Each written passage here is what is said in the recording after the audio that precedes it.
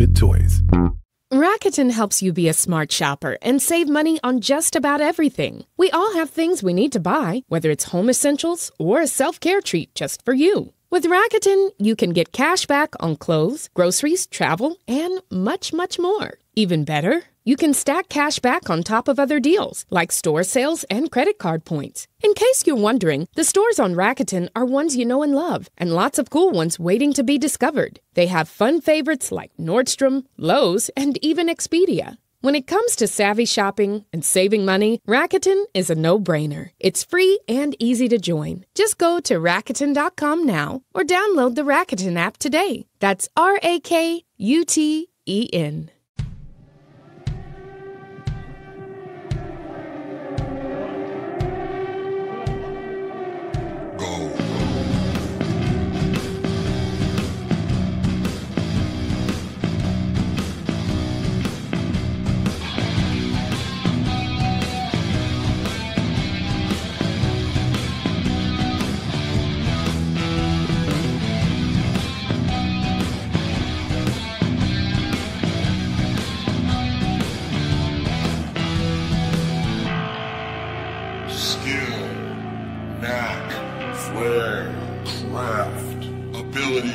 Aptitude, expertise, genius, gift.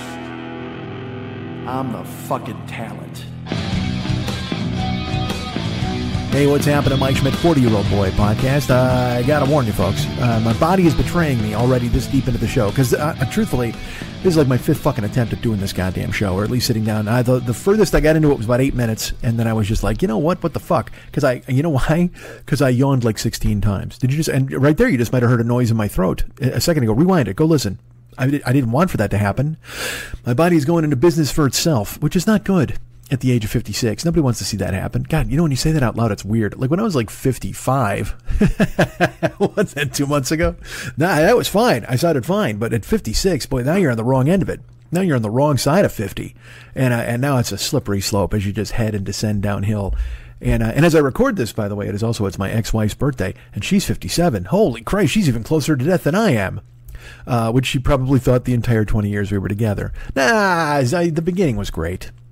And then I became me, and she's like, what the hell? Why weren't you in the beginning? And I would have never chosen you. That would have been fine. I could have lived my whole life without you. I thought I was getting him, but I got you. What the fuck? And it's a drag for her, and certainly for me as well. As you know, the only reason I want to win the lottery is so I can help people who I've wronged in the past. I'm kind of like a Robin Hood, but instead of having the balls to steal shit from people, I have to hope to try to win it. I have to cross my fingers and go, oh, I would love to win money and give to the poor. I can't rob the rich, because then I wind up in jail, and nobody wants that. I don't want to risk sodomy. I can't risk sodomy to help the poor. Look, I enjoy the poor. The poor are wonderful. I would love to help them out as much as I possibly can. But I will not risk sodomy to help you, sir. And I'll give you a hand up. I'll buy you a sandwich if I can. But I'm certainly not going to go smash and grab and then smash into a mansion. A lot of smashing going on in this show. The smash and grabs are big out here, like at the malls and stuff. We're seeing them. And first of all, I can't even believe there's fucking malls still. If malls are like rotary phones at this point, just a pile of stores under a roof, and not that I dislike it. And every time, I will be honest with you, every time I go to the mall, I can always find what I need, because again, there's so many fucking places to go. But also, two, I did that on purpose. I like the mall because that you get that nostalgia just wafting over you of the many times I would spend in the mall doing nothing, just hours and hours of lurking in Fox Valley and Aurora, and just hanging out and doing nothing, just trying to go play fucking video games or hustle a quarter here and there. That sounds like I was blowing guys. I wasn't doing that, I promise. Certainly not for a quarter. Yeah, I tell you what, you better come across the solid $5 bill if you want to convince teenage Mike to try to go ahead and hit his knees in the fucking restroom. I'll tell you that. It's a lot of I tell you that in the show. A lot of I tell you that. A lot of smash. Maybe I write that down. Maybe it's the name. I tell you that. Smash. Throwing his pen to the ground. Look at me. So I warn you folks, I tell you this right now, I'm betrayed by my body at this point, because I'm yawning quite a bit, and I don't mean to be yawning, and I apologize, but it is it's late. And And my brain got in my way, and I was like, I would try to record, and like I said, things happen, and you don't, whatever the fuck. Are you tired of excuses? Probably. But I'm here. But I will tell you, it's going to be maybe a truncated show. It might be, but here's the plan. If it is truncated, if it is a little, because here's why it wouldn't be a problem. Starting to record this show at 1:10 in the morning, Friday night, late, early Saturday morning, would not be a big deal for normal Mike. Remember normal Mike? When he was just floating through life on God's good humor and doing whatever the fuck he wanted to do. That was fun. I liked normal Mike. He was totally cool. Unfortunately, we have Mike, who has now had to rejoin society. I'm Society Mike. Let's call that. I'm Society Mike. And Society Mike, having to rejoin society, now has responsibilities and places he needs to be at certain times. What the fuck is with you people out there? You goddamn barbarians. How dare you? How dare you make me show up at a certain time in a certain place? Who do you think you are? Fuck this bartering of labor for goods and services. Just send me money, you fucking companies. But I have to be somewhere. Well, I have to be awake at 7:45 a.m. So that's 6.5 hours from now, basically, from the time I'm recording this. And I'm going to record this for however long. Who knows? Like I said, it could be truncated. But normally also, I've been trying to get 7 to 8 hours of sleep a night because I don't know if I've mentioned, I'm 56. I got to do everything at this point just to stay breathing on this fucking planet. So I've been trying to do my best to get as much sleep as possible, going to the gym, whatever the fuck. Am I eating clean yet? No. Cardio? No, not yet. But those things are all on the docket. They're all on the dais, if you will. They're all in the plan. I got a list. I got plans. But I've got to be up at 7:45 tomorrow because I have to get this. Brace yourselves. I got to be somewhere by 9 o'clock a.m. What the fuck? I don't understand that at all. And I don't know if it's good. And look, here's the thing. I don't want to tell you about it yet because this is my thing. I was like, because I got a gig, right? We all know this. Everybody's been told, in addition to my Ubering activity. But Uber, I'll tell you what, Uber right now is a fucking bust. I drove this week. One day I drove 6 hours and I made $80. Now, granted, I was probably off. Like an hour of that, I had stopped to go to the grocery store or whatever, hit the head or get something to eat or whatever. So probably 5 hours. 5 hours, $80. Now that is, let's see, 5 and 8 goes 1, and that's less than minimum wage in California. Oh, and by the way, I'm paying for my own maintenance, also paying for my own gas. And when you pay for your own gas out in California, there's one gas station that I have. There's a gas station that I have that I drive past 7 gas stations to get to because it's cheaper. I will drive to this gas station past 7 gas stations to save $3. And I've been thinking about it more and more and going, that's pretty stupid, really, when you think about it. Am I spending $3 in gas just to get there? But I don't know. It's the illusion, my brain, whatever the fuck. It makes me feel better to go to the place, to go to United Oil and gas up for cheap. And cheap, as we know, is fucking relative these days. Well, let me tell you something. I gassed up my car the other day, and I made my trek. I drove up the street. I turned right on Hazeltine. I headed up toward, I'll just tell you, Oxnard. I tried to head toward Hazeltine and Oxnard, where the United Oil is contained. And I'll tell you, up on Hazeltine and it's not Colfax. Another Hazeltine and some other street. There's another gas station that's kind of like this, but the cash price is different from the credit price. United Oil is just for degenerates. I told you a story once I went there and they had there was some weird, like the gas pumps at night, there was some weird covering on the thing where you put your credit card. And so I chose not to use it and I drove off into the night. Well, I've been going back there because they've certainly fixed things, at least and also, well, look, I'll risk my entire bank account just to save $3. Why not? What the fuck am I, smart? So I drive to go to this joint and I pull up and, the days of finding cheap gas on Hazeltine and Oxnard have disappeared, ladies and gentlemen, because I showed up and it was just as much as I drove past gas stations that had the exact same price. And I know you're thinking to yourself, well, what could that price be, Mike? What could possibly? Well, here's the deal. Not 2 months ago, I'm going to say 10 weeks. I'm going to say 2.5 months ago, gas at this station was $4.59 a gallon. And everywhere else it was like $4.99. You know what I mean? It was just that, or $5.05 or $5.09 or whatever the fuck. And so it was worth it. I was saving, you're saving 50 cents a gallon, 16-gallon tank. You got, it's almost almost $6. And it was worth it to me. So I was like, all right, I'll make the trek over there to do that. As I pulled up toward United Oil, across the street from the 7-Eleven, kitty corner from a billboard for the Killers, which I only bring it up to you because I don't understand billboard technology. Like, does it still work? Is there anyone at all on Hazeltine Avenue who's driving and is like, Christ, what am I going to do September 21st? And looks up and goes, holy Jesus, the Killers are here. And they're at like some casino that's like 80 miles away. I don't understand. Like, look, commercials or whatever the fuck. Because I don't know, who in their right mind, like, why does Salt still have a commercial? I don't fucking understand it. Like Morton Salt or whatever the fuck. It's Salt. And I guess maybe they're beginning, Big Salt is in fear of Himalayan pink salt and sea salt and all these other assholes who've entered the Salt Olympics, the Salt Derby.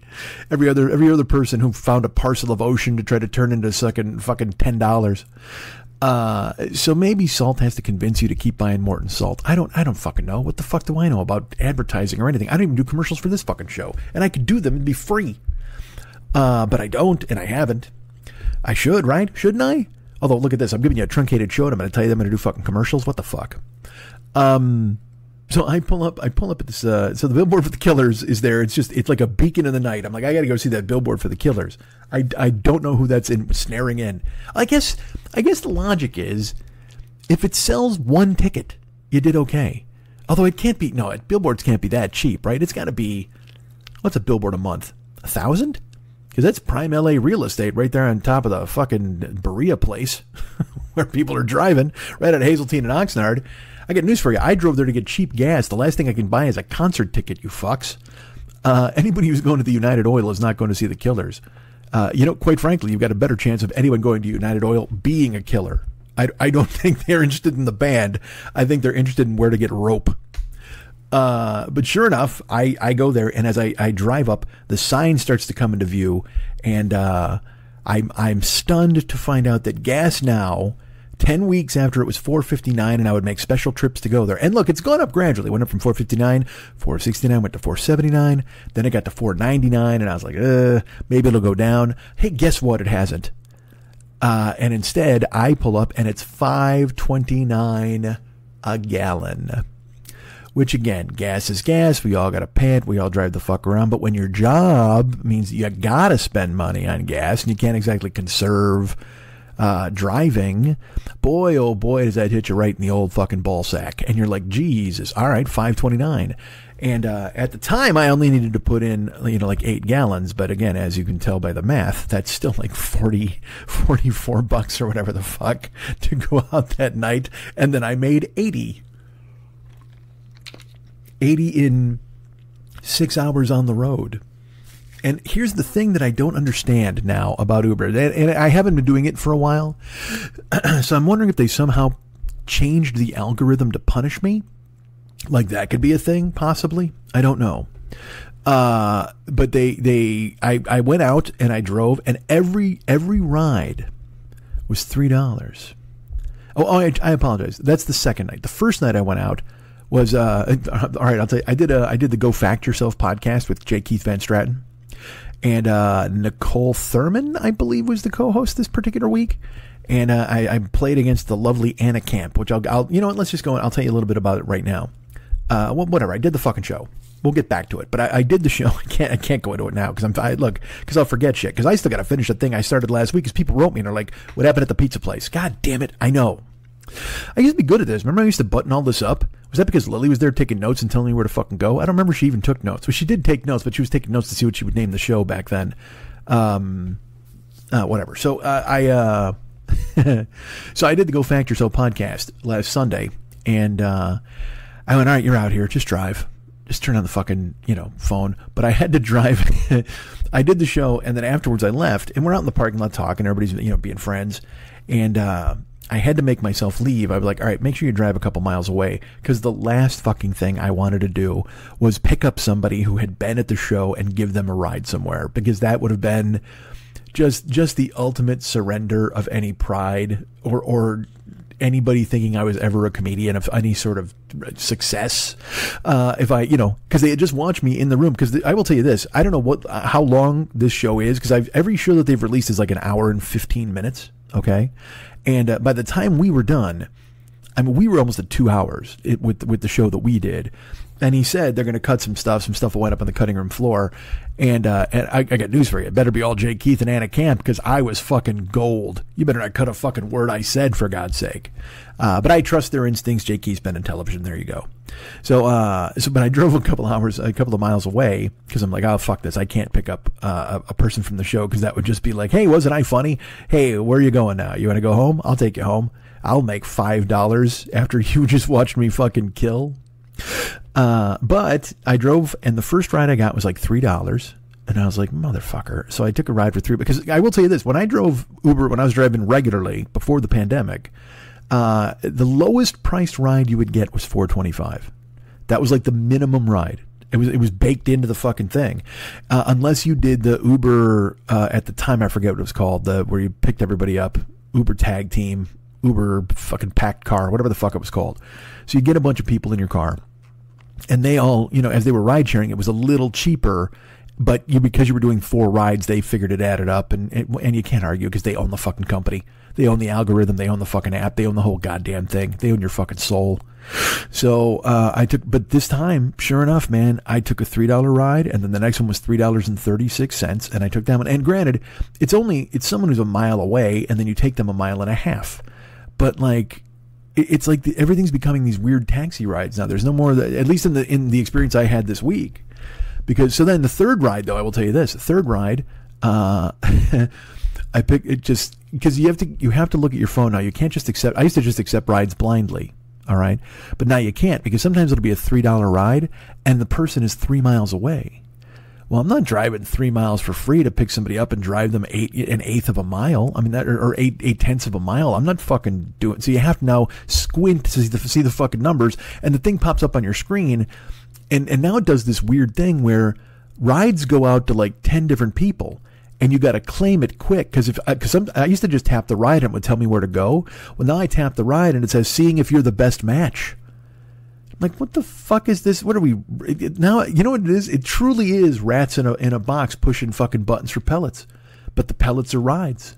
And I mean, and also, I'm fighting with people over $3.36 rides. What the? If you offer me a $3.36 ride, and I am so beaten down, I am such a husk of a man that I'm willing to drive somebody for $3.36. Just give it to me.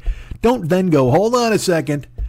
Making sure that you're the best possible match to go ahead and take somebody somewhere for $3 for literally 1/6 of California minimum wage. We need to make sure that you go ahead and qualify, because there's a lot of people out there, sir. And then you have to sit there to wait. And then the best part is it'll pop back on the screen. It'll say, let's go. And then you got to tap the let's go bar. So you got to tap twice now to get a fucking ride, which I don't get. I don't know who they're fucking trying to do this with or for. But so the third ride I got the day of the Jay Keith show, it popped up and it said it was a $35 ride. And those are automatic. Like I just tap them. I'm just like fucking done, and we'll sort it out later. But then I picked this person up and I looked, and it said they were going to, because first I didn't register. It said Huntington Beach, but in my brain I made it Hermosa Beach. Hermosa Beach is about 16 miles from downtown Hollywood. So I was like, all right, that's cool. It must be a surge. And so I want to get a bonus here, because usually it's $1 a mile or $1.20 or whatever the fuck. I don't know. Or it used to be. Again, all of it has changed, because this person, then all of a sudden when they get in the car, I go, you're going to Huntington Beach? And when I said it out loud, that was when I realized it was actually Huntington Beach. Like Hermosa Beach, again, 17 miles. Huntington Beach, and I look on the map, I'm 43 miles away. This is a 43-mile ride for $35. And then, as I've said many times, the worst part of this is those long rides are fine, but then you come home for free. I mean, you can stay down in Huntington Beach and try to drive people around, but it was a Sunday night, so it was later, because the show ended at like fucking 9:30. So there's gonna be nobody down there in Huntington Beach looking for a fucking ride. So I got to schlep back fucking home as fast as I possibly can to try to make some money and hit some bar time in Hollywood. And I took this person to Huntington Beach, and again, she was lovely, nice person, whatever. 35, she didn't tip. Nobody tips anymore. I got a $1 tip in 3 days. In 3 days, I made $1 in tips. So that night I wound up driving, and then I got back to Hollywood and I wound up driving. And like I said, I made, once it got closer to bar time, I had a couple of like $14 rides. I wound up making $83 in 6 hours. Because I drove till 3 a.m. on Sunday night, and that usually doesn't pay because you got it Friday and Saturday are the late night ones and stuff like. I mean, then look, I don't know if I'm boring you to fucking tears with this shit, but I'm just telling you this is what I went through. But then I went out 2 days later to drive, and because I couldn't go out the one day because I had orientation at another gig that I'll tell you about later. But I went to drive, and in this night, this is completely true.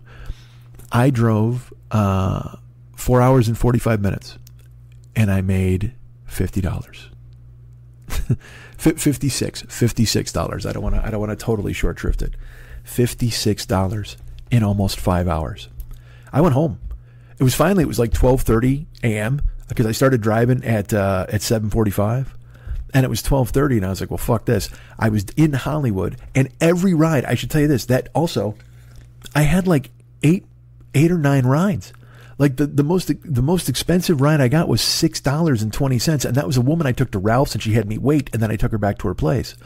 Everybody else was $3. I had a ride that was $2.82, and again, it was only half a mile, and I just happened to be, I was 1/10 of a mile from them, so I pulled over, and they were right there. But $2.82? Are you fucking? And all night. It was $3, or people canceling, and I just was like. Or inactivity, just sitting there inactive, and the thing is, when you're inactive, okay, what you can do, you can drive around, but then you're just burning gas. And I don't know if I mentioned, gas is $5.29 a fucking gallon. You can't exactly be driving around. So what you can do is you can pull over and sit. But then what you're banking on, because again, if you're driving around, you're looking for rides and you're trying to get rides on the route. But if you sit down, you're only banking on rides in that spot. It was always like this, but there were always fucking rides. I mean, dude, before I totaled my car, the night, when I went back out, the night there was the blackout in my house, and I was like, fuck this. And I went out at 11 o'clock. I drove from 11 o'clock till 8 a.m. I made $250 because that was the deal. It's like you get people, and I know it's not that. That was a good night, but if you drive all night like Friday night and Saturday night, you can make that kind of money. I used to make that kind of money way back when, but now, I don't know if it's just there's so many fucking drivers, or the algorithm punishes me because I don't drive, because I will tell you this. They give me every Sunday and every Thursday, you get to choose your quest, they fucking call it, because, I don't know, apparently I'm Zelda.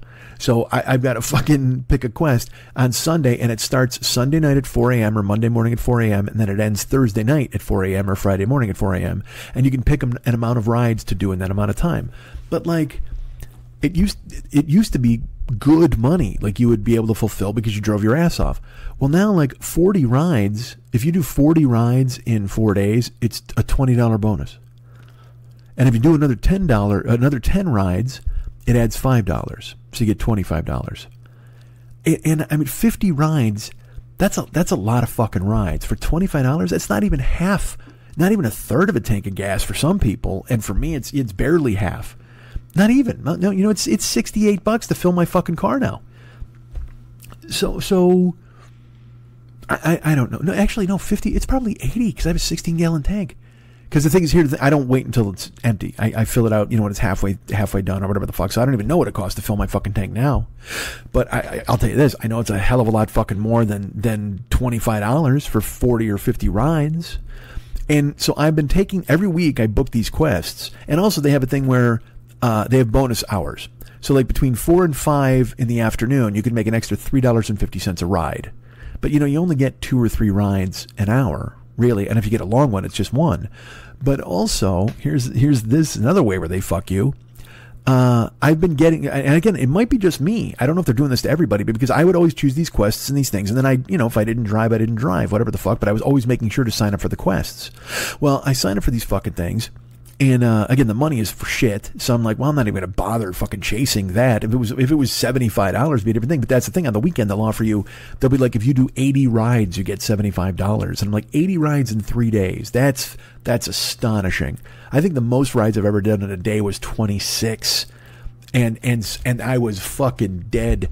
I opened the fucking car door and I poured out like melted butter and oozed into my own fucking apartment. It was fucking ridiculous. Because you kill yourself. You're just sitting out there. And again, you're driving toward it, and the gas you spend anyway, it's a fucking mess. Look, this is just, and you don't want to hear this shit. You get your own job. You're worried about your job. It sucks, and everybody knows everything's bad. We know stuff is bad. But I'm just telling you what I'm dealing with. So there you go. So 80 rides get you fucking like $75 bonus, which is like, it's $1 a ride. Who the fuck cares? So now also they have these quests. Like I said, that's the quest. But then the bonuses are between 4 and 6 p.m. They'll say you get an extra $2.50 a ride, right? And it used to be in Los Angeles County. Well, now I'm getting these offers, and they're like, hey man, these hours this day, and every day they have a little section, like in the afternoon or from 12 to 1 a.m. or whatever. But they're only at the airport. So like, I won't get the extra bump on the rides unless I'm picking people up at the airport. And to pick people up at the airport, you got to go and sit in the fucking airport line. And also, if you're getting bonuses on rides from the airport, you're only getting one bonus because you're not getting multiple rides from the fucking airport. If you pick somebody up and then take them where they're fucking going, that's it. Then you got to hustle back to the airport to try to make another $2 extra on a fucking ride. And I don't know if this was just a particularly bad week, but making that amount of money in the amount of hours you're driving, and then I barely paid for a tank and a half of gas. You know what I mean? It's just, and that's that. I mean, that's just the world. There's nothing. Oh, and get this. This is beautiful. This is completely true. This happened.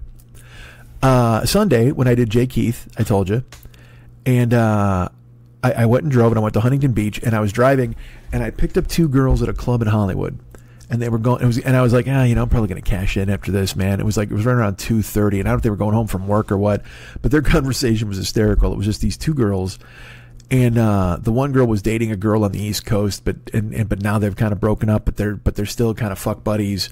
And then and it was funny because the one girl asked how is her friend's name, and she said, oh yeah, well, and she goes, wait, did you break up? I shouldn't have brought it up. Oh my God.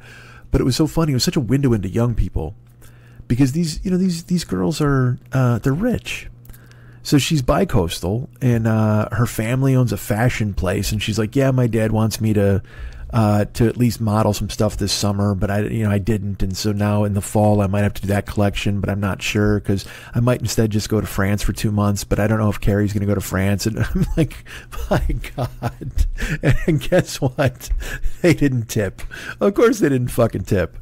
And it makes you just feel like Travis Bickle, where you're in the front seat just going, man, I'm not even on this planet. I'm not even the same species as these fucking people. This is crazy. Possibly doing a semester abroad, but not sure if I want to because I don't need the credits. It would just be a way to kill time in Europe. Oh, man. Good for you. By the way, I don't know if you've heard, my liver and my brain hate each other. So I drove them, on the freeway, and I got home, and I was like, fuck, I went to bed, and I had to be at the gym at 12:30. So I woke up at 11:30, and I had to be at the gym at 11:30. We had bumped it that day, so I got up at 10:30, and I threw water in my face, whatever, had some yogurts, and I walked down to the car at 11:15. Flat tire. Yep, flat tire on my car, and the thing is, I know exactly when it happened. I was driving those 2 girls. And I was rolling on the 405 going south, and I heard that, when you hit something on I drove over a nail. I knew it because I heard like a pop. Not you've done it. You've all run over something and you heard like a not that yes, because you know what? Possibly I heard that because those girls were drinking champagne in the back of my fucking car. I have no idea. Boy, Garson, could you fetch us some Moet and Chandon? Oh. Let's enjoy the sophomore who's heading off for another year in Europe. Oh, you're not a sophomore? You have enough credits to graduate? You just might go kill some time? Good for you. Hey, let's pop the bubbly. Meanwhile, my fucking tire dying. And so I heard it when I ran over something on the freeway, and I made a note in my head. I go, oh man, I hope that wasn't something. And it wasn't like a board or anything. It was just something. But I heard it. I absolutely heard it. It's like, when you pop something in your arm or you hear something grind, whatever the fuck. I knew it. but I didn't think about it. I went to bed.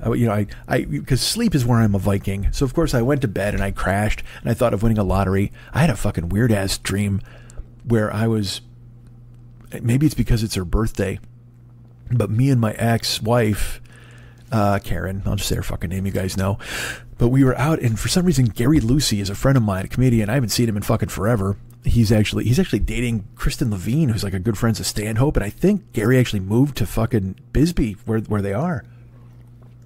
He was in Portland for a while, and he was with somebody else, but I mean now he's with Kristen. I don't know, because he was posting all the shit about Kristen, and I was like, why am I gossiping about him? Who the fuck cares? But he was in a dream, and he was dating. You're gonna laugh, because I don't even know how to explain it. Like young Lauren Bacall. She was in my dream, and for some reason, when we got together in like this room or whatever, and she locked eyes with me, and we connected in this way where we're like, we both knew we were instantly in love. It's so weird. Like, nobody wants to hear my fucking dreams, believe me, on a fucking podcast, but it was so fucking vivid. And we were grab-assing, like we couldn't keep our hands off one another. And he's with her, and I'm with Karen, and like we would like find a way to walk through a hallway, and I'd like literally grab her ass, and she'd reach over and just grab my shoulders or whatever, and like rub her hand through my hair. It was so fucking weird. Young Lauren Bacall, clearly, and it was so fucking strange. I don't know what that dream means, and I don't need you to interpret it, and I don't even need to tell you about fucking dreams. That's the lowest I've ever sunk, I think, on this goddamn show. I don't think I've ever told you about my fucking dreams. You know why? Because they're dead. They died at the fucking gas station. So I flat tire, got up flat tire, and I laughed. I was like, ha ha ha. And I will tell you this too. I've never even checked to see if there's a spare in this car. I bought this car. You guys bought this car, fucking, whatever it was, how many months ago. And you know why? Because the trunk looks so neat. Like, I don't want it to be unlevel. I don't want to pull that thing up. And also, truthfully, I don't want to pull that thing up and see that there's no spare tire in there, because I will absolutely freak out. I will just drive the car off a cliff and look to hold Saracen Sarandon's hand and see what the fuck happens. Because if there's no spare tire, what the fuck? But sure enough, I was like, should I change it? What do I do here?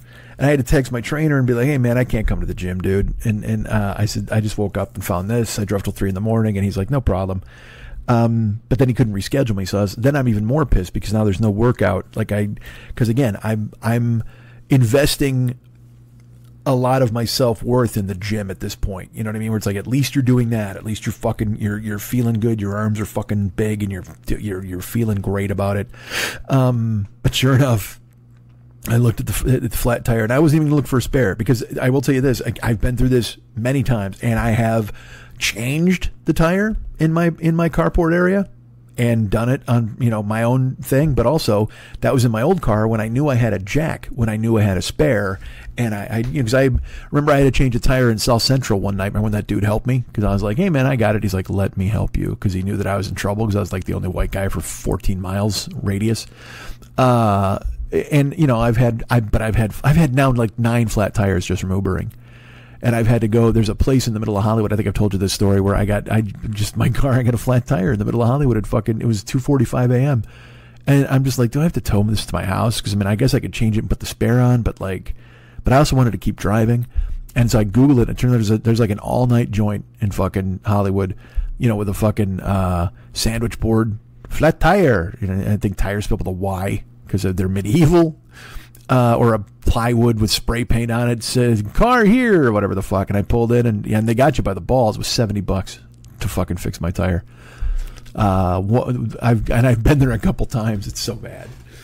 But this time there's a joint by my house, and it's less than a mile away. But I always have to go through that decision where I'm like, all right, am I going to drive this fucking car? Is that what I'm going to do? Do I have to drive this fucking car on this? What if I wreck the rim?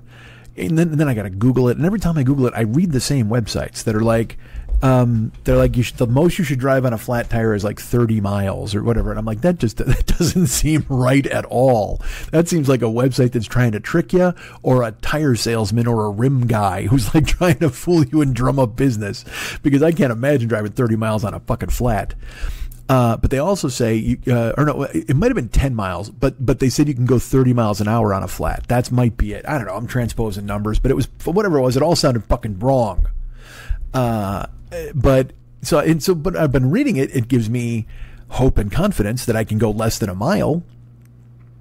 So that's what I chose to do. I got in the old Camry Hybrid, the 2017 that we all own, and I drove and I put on the flashers like a good gentleman, and I pulled out. I turned left, and it's a very easy. It's just a left, and it's up through 2 lights, and then a right, and then a left into the shop. Again, it's less than a mile away.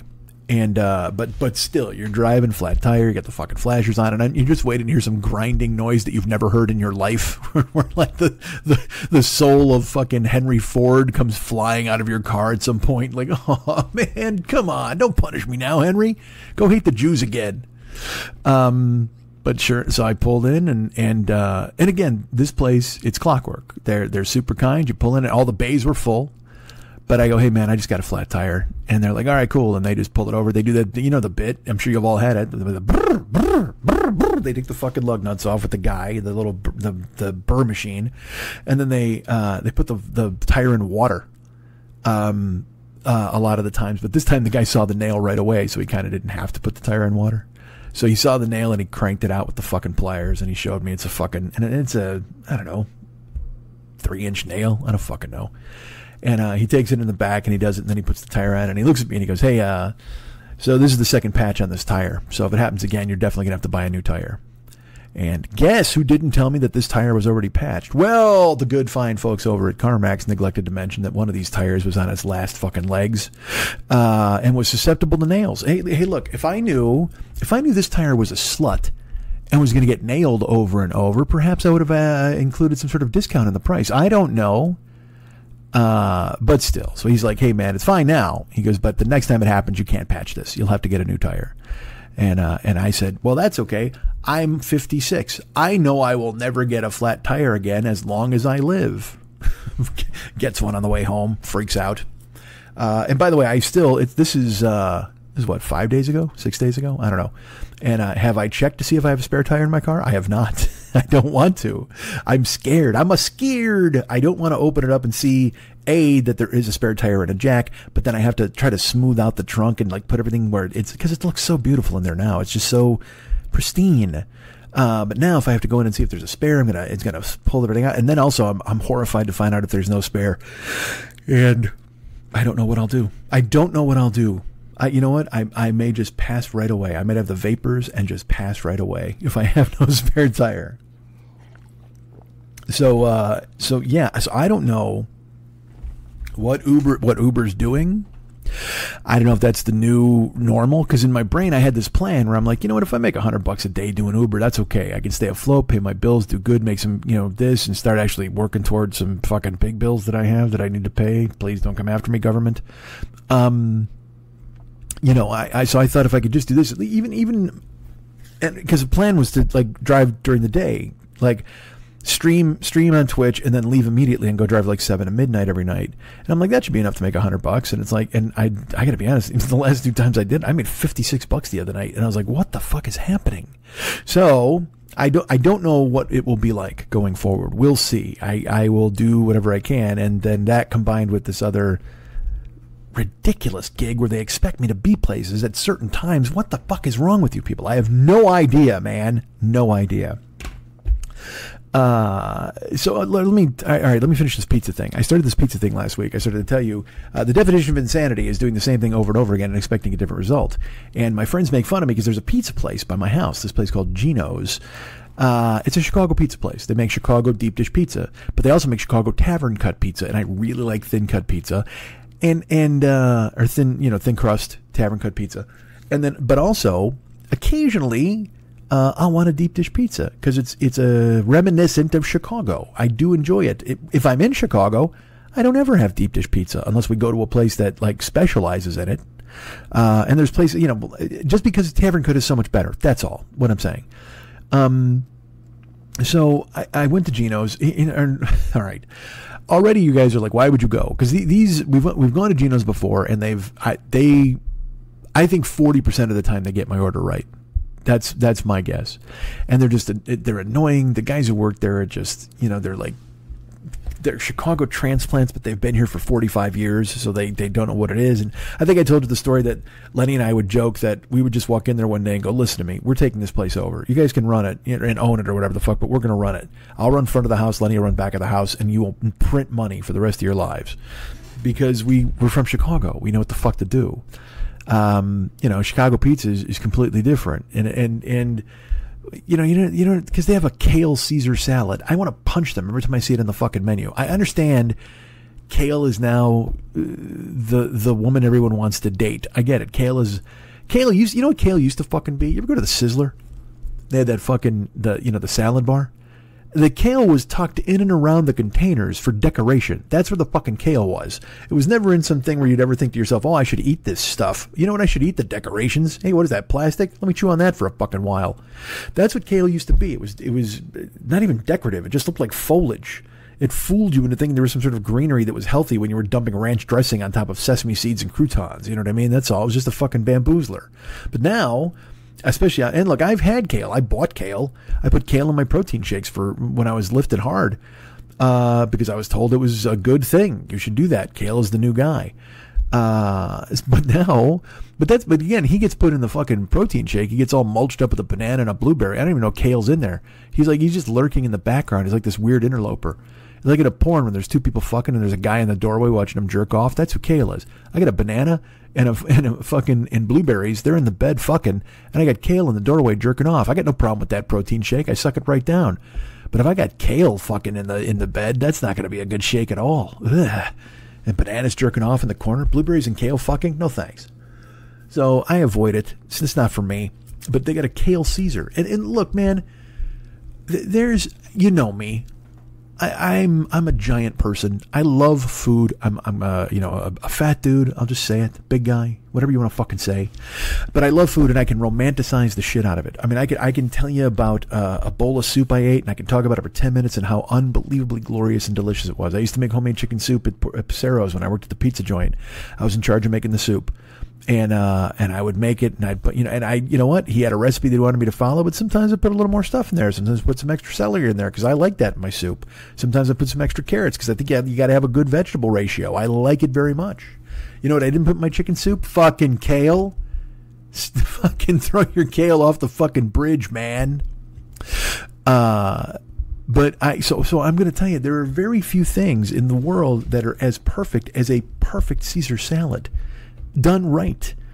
Just a Caesar with the Caesar dressing and the croutons, a little heavy, little anchovy in the background, which brings a little salt, a little umami. It's just glorious. A Caesar salad is a beautiful, beautiful thing. And to fucking bastardize it with kale, it's like, I just want to fucking clothesline somebody. What are you doing, man?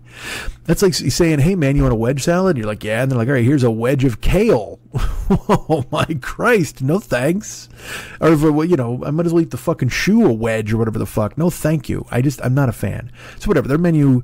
And look, I'm sure they sell the kale Caesar in Chicago, too, and I'm blaming it on these fucking idiots, but that's something to take up with Geno's. So... And I've told the story before. They ordered green peppers for a beef sandwich. They brought out cold green peppers. And I'm like, no, it's fucking sweet peppers, like for the beef or whatever. And then they like sauteed them and chopped them into like little squares. And I'm like, you sons of bitches. So now they've actually changed it where you can get sweet peppers, but they're all diced or chopped. Like, oh, fucking, what a mistake. And look, I never ordered a beef sandwich at Geno's in Chicago because I go there for pizza. But here, because it's close and they got beef sandwiches, they had Chicago dogs all summer and stuff like that. I'm like, all right, if there's a Chicago thing, maybe I'll go ahead and fucking have it. Because I get a Chicago dog from there, I get a Chicago. I know, I say them both. I've said Chicago my whole life. But then I meet Chicago guys and they all say Chicago. And then when I say Chicago, but it's like, you're not really from there. And I was like, fuck you. No, I'm just not brain dead. I'm not a bus driver. Look, I don't mean that all bus drivers are fucking brain dead. You know what I mean. People who work in the city, whatever the fuck. But I'll say Nort sometimes, and I'll say front room. So I ordered this pizza. All right, I wouldn't have ordered it. All right, but I'm on their mailing list. And then you're like, why don't you just leave their mailing list? Look, you have a lot of questions, and I don't have the proper answers, okay? You're just like my friends. Why does everybody yell at me, for fuck's sake? they sent me this email and it says, hey, guess what? Tuesday or Monday, I don't remember what day it was, is International Cheese Pizza Day or International Cheese Day or whatever.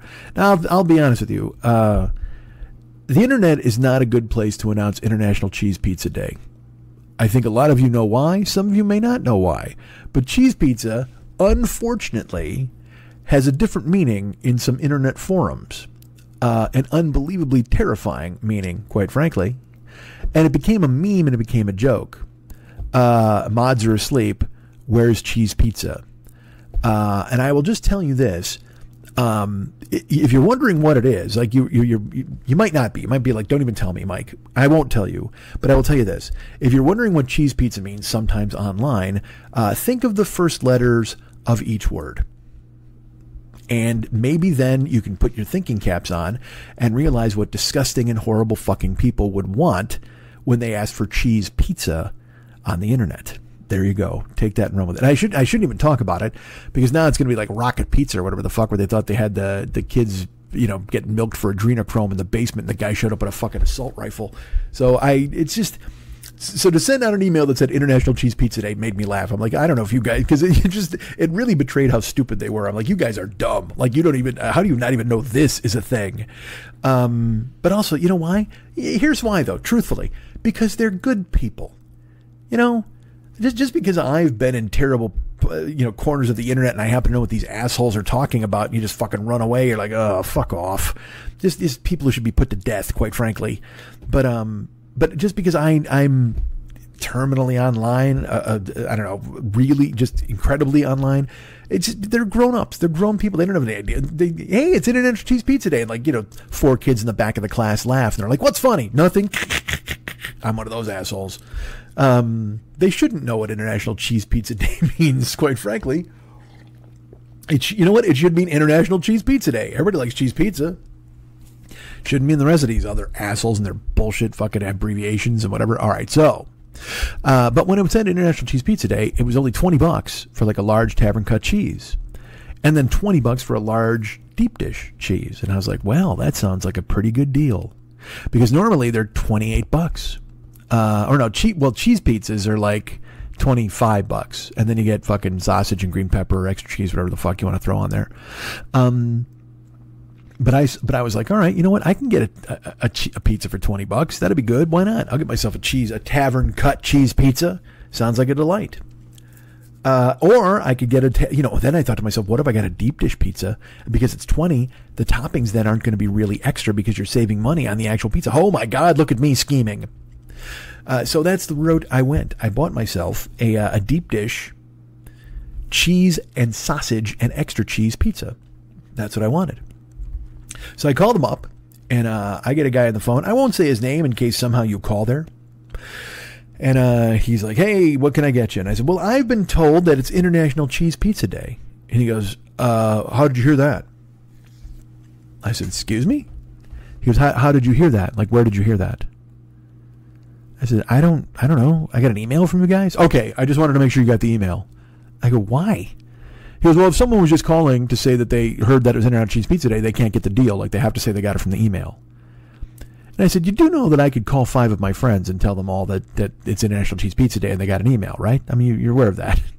And he goes, well, I'm just saying that, we've got to make sure that people are seeing the email and calling up. I don't want people just calling up and trying to get a deal without being part of the, a special group that we, and I'm like, oh my God, a special group. Oh, Jesus. Your email list is now a special group. You've harvested people's fucking emails every time they buy a pizza and now they're part of a special group. Jesus Christ. What are you doing?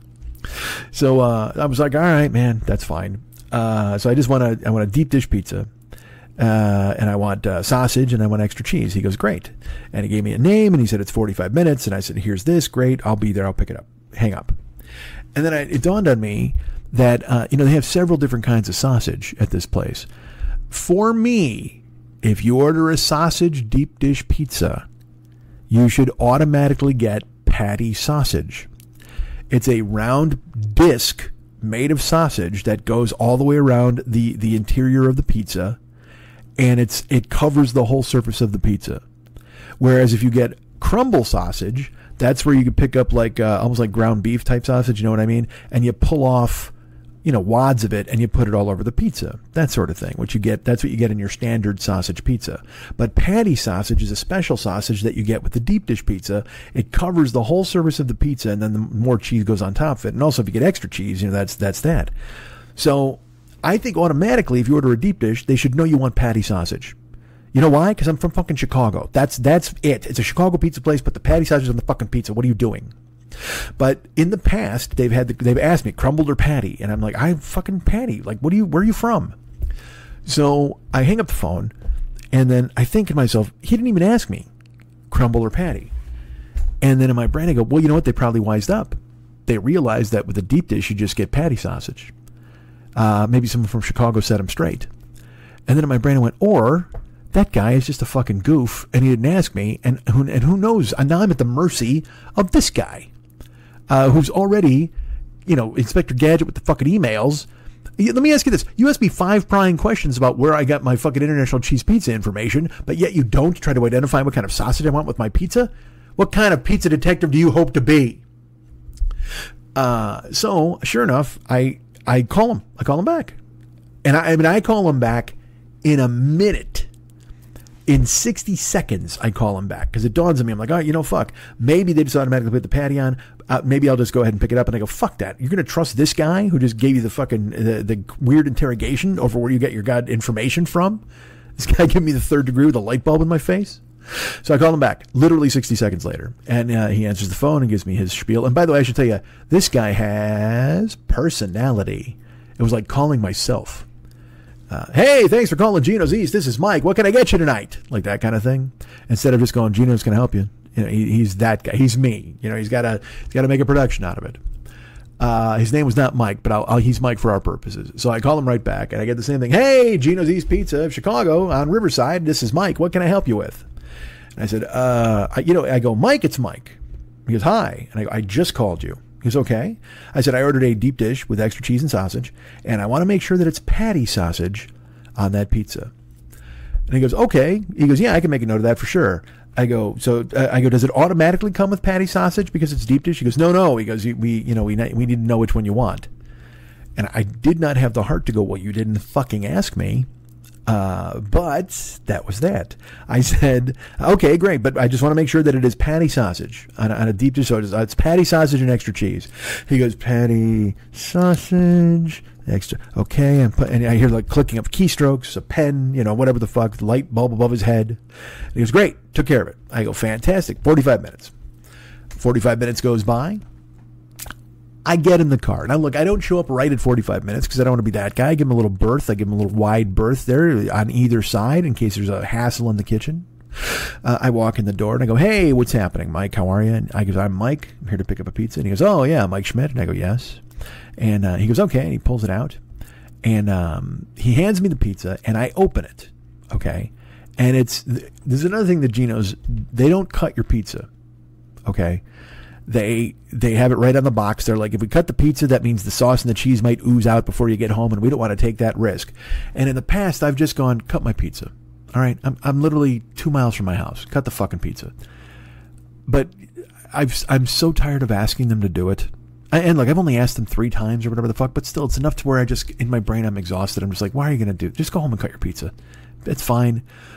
Because Lenny will tell me, he's like, you order from them, but then you make all these requests, and I'm like, what requests? Cut my pizza? It's a fucking pizza place. I gotta be honest, man. Maybe I'm wrong about a lot of shit, but I'm getting tired of being told that I'm wrong about a lot of shit.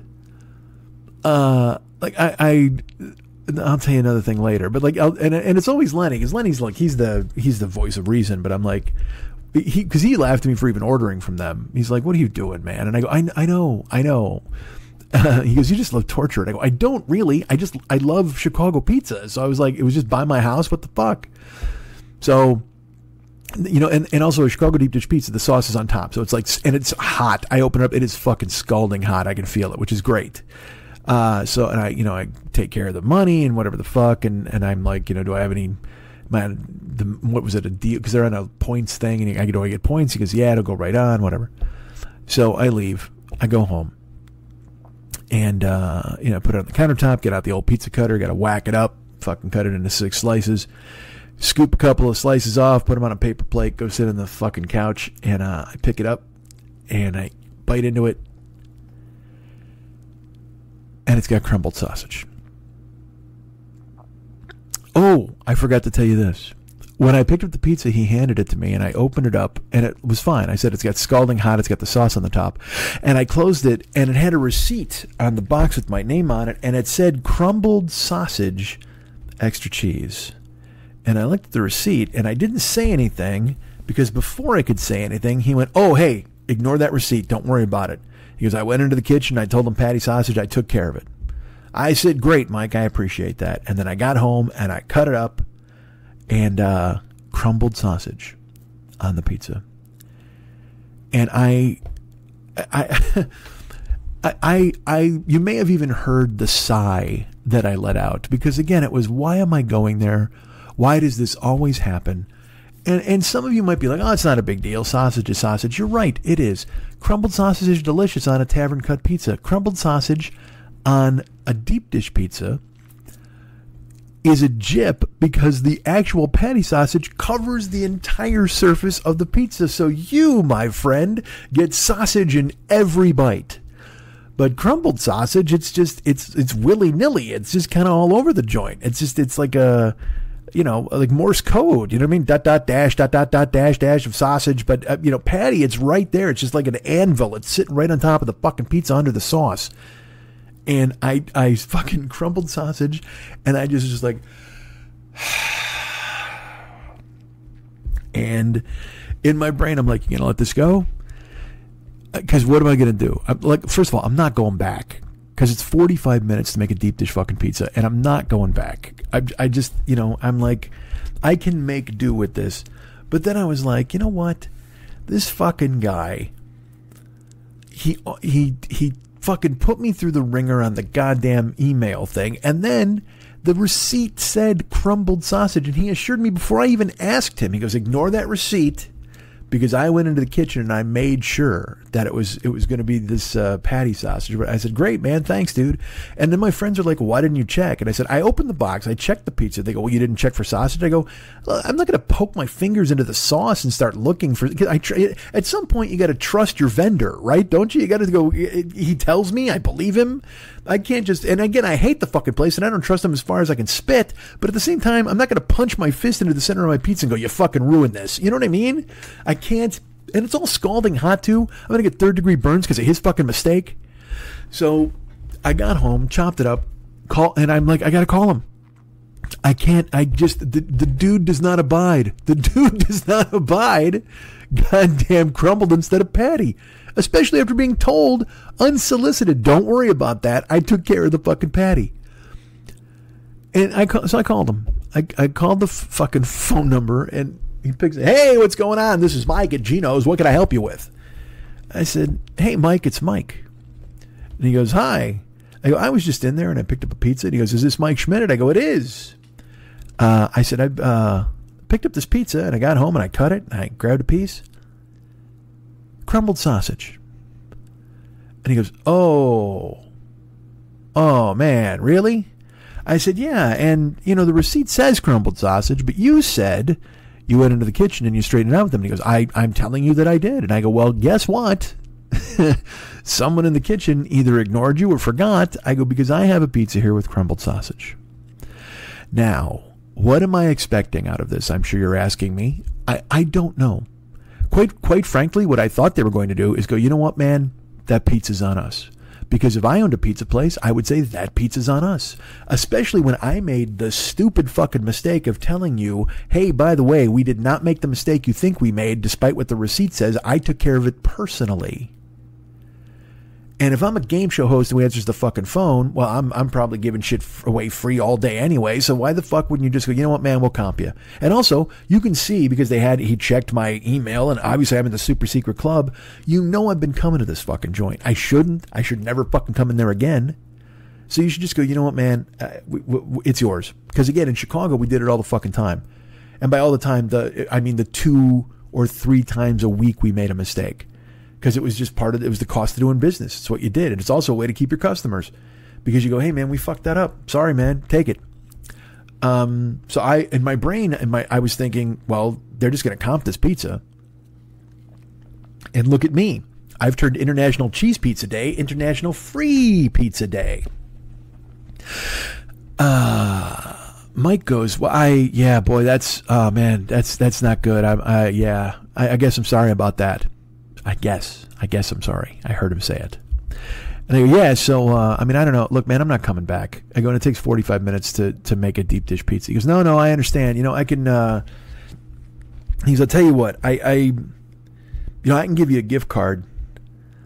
And I was like, okay. I go, do you have the amount of what the pizza was there? And he goes, well, no, I'll give you a gift card for $10. And I said, well, excuse me? He goes, yeah. He goes, because, you still got the pizza and you got sausage, but you didn't get the patty sausage. It's just, it is our mistake, but this way it covers, because it was a $20 pizza, even though you get your top. So this covers half the pizza. So it kind of works out for you, because, I give you this gift card for $10 and you can use it the next time you come in. And I said, what if I don't want to come in again, Mike? He goes, well, this is what I can offer you. I can give you a $10 gift card. So, if you want to come pick it up tonight. And I go, I'm not coming back there tonight. He goes, well, I can just throw it in the drawer here and you can pick it up whenever you want. So I'll just put your name on it. And he goes, it was, what was your name? And I go, well, do you have the receipt there? Or it's Mike Schmidt. And he goes, oh yeah, Mike Schmidt. That's right. I've talked to you a couple times. And he goes, I remember it because it's a generic name. And I said, excuse me? And he goes, yeah, it's a generic name, so I should have remembered it right away. I can't believe I didn't. So let me write this down. Mike, I'll write it on the card for you. Schmidt. And then I'll just put it in the drawer and you can kind of pick it up whenever you want. I go, let me just clarify something real quick before we move forward with this. My name is a generic name to you. Is that what you're telling me? And he goes, well, yeah. Mike, Mike, a ton of guys named Mike, and Schmidt. I know people named Schmidt, so Mike Schmidt. It's just, yeah, you put it together, it's generic.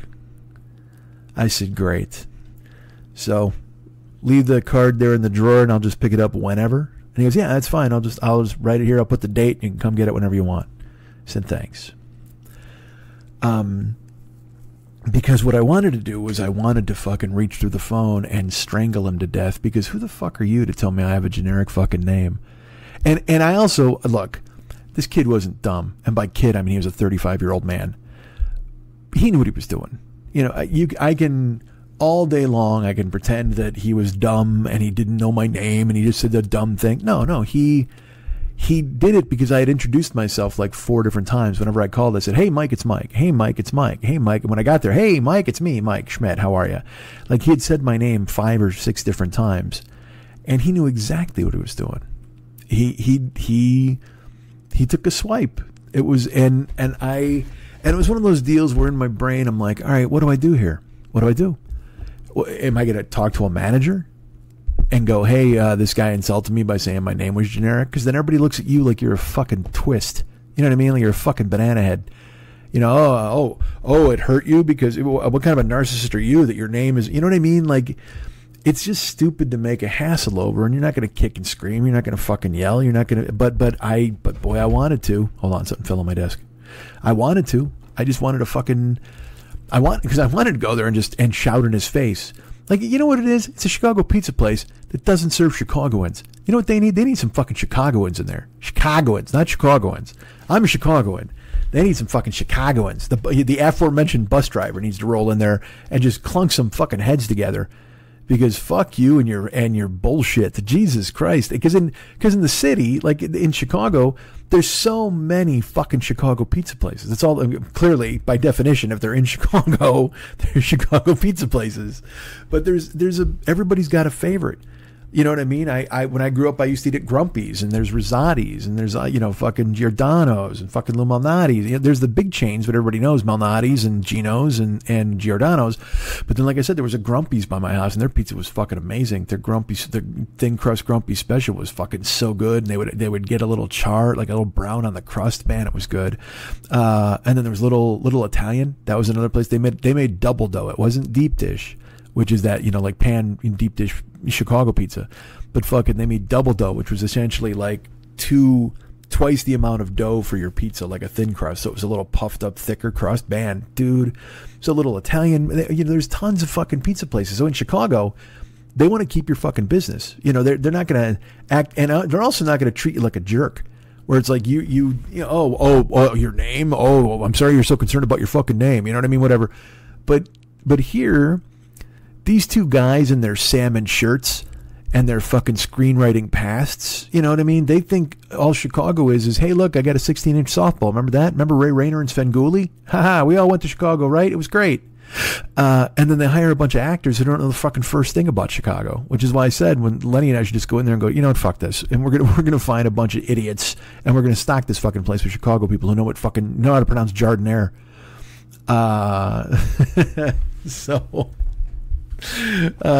And you know what? I should have looked at that as a career because I'm making $50 a night driving people around in my car. What a fucking tool bag I've become. Jesus. So there you go. That finishes what the fuck I did last week. And so then I tell my friends because, I text. I forget what happened. It was a text literally about getting a pizza. And I was like, oh, you're not going to believe what I did tonight. And they're like, you did not go to fucking Gino's. All the poker guys I play with, Pat, and because they all went the first night. Because Gil Martin is like, this is fucking awful. All the Chicago dudes went when they had the soft open. And we were just like, this is a mess. I hope they fix it. And, and like I said, 40% of the time, it's been great. 40% of the time, it works 100% of the time. I can, let's put it this way. They're so hit and miss. I can still remember when I had a great one. Like I brought pizza to Pat's once when the pandemic was going on and we ate out on the patio and you could do a cheese pull that was like fucking, it looked like it was like 30 inches. It was fucking amazing. It was the size of even longer than a ruler, or not, no, 30 inches is long. How long is a ruler? 12 inches? Is that more like 15 inches? Like a little long. Cause I was thinking of, cause that'd be 2.5 rulers. No, I'm not even that tall. Why would I do a cheese pull that big? What am I filming, a commercial? What the fuck? But it was like a ruler, like a 12-inch cheese pull or whatever the fuck. I was like, wow, because it was hot and I was trying to get it to snap and it wouldn't. I kept just lifting it to see how far it would go. And, it might have been a little longer than a ruler and a half maybe. It's about 18 inches. You know what we should have gotten? We should have gotten a couple rulers out there to measure the cheese pull. But in the pandemic, we had to stay far away from one another, so we couldn't possibly get that close. Oh, Jesus. So for the people who wrote me and said, hey, man, what happened at the pizza place? There you go. That's what happened at the pizza place.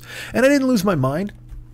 I didn't fucking start yelling and go, what the fuck? Oh, my God, I can't believe you guys did this or whatever. I didn't do any of that shit. Because what am I going to do? What are you going to do? I've hit the wall in life where you can't. Nobody cares, man. But I will tell you this.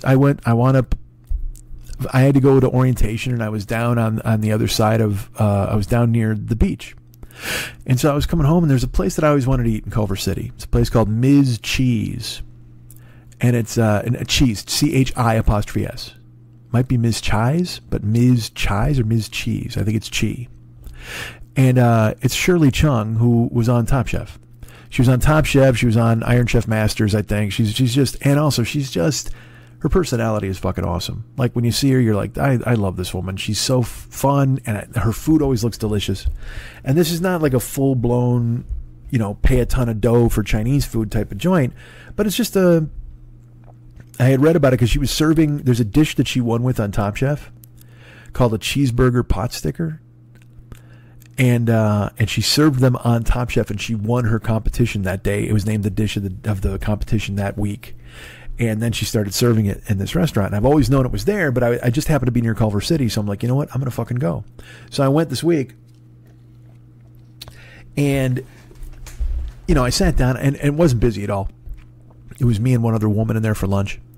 And the waitress came over. And her name was Michelle. And she just went, hey, what can I help you with? And, do you want some water? She's very kind.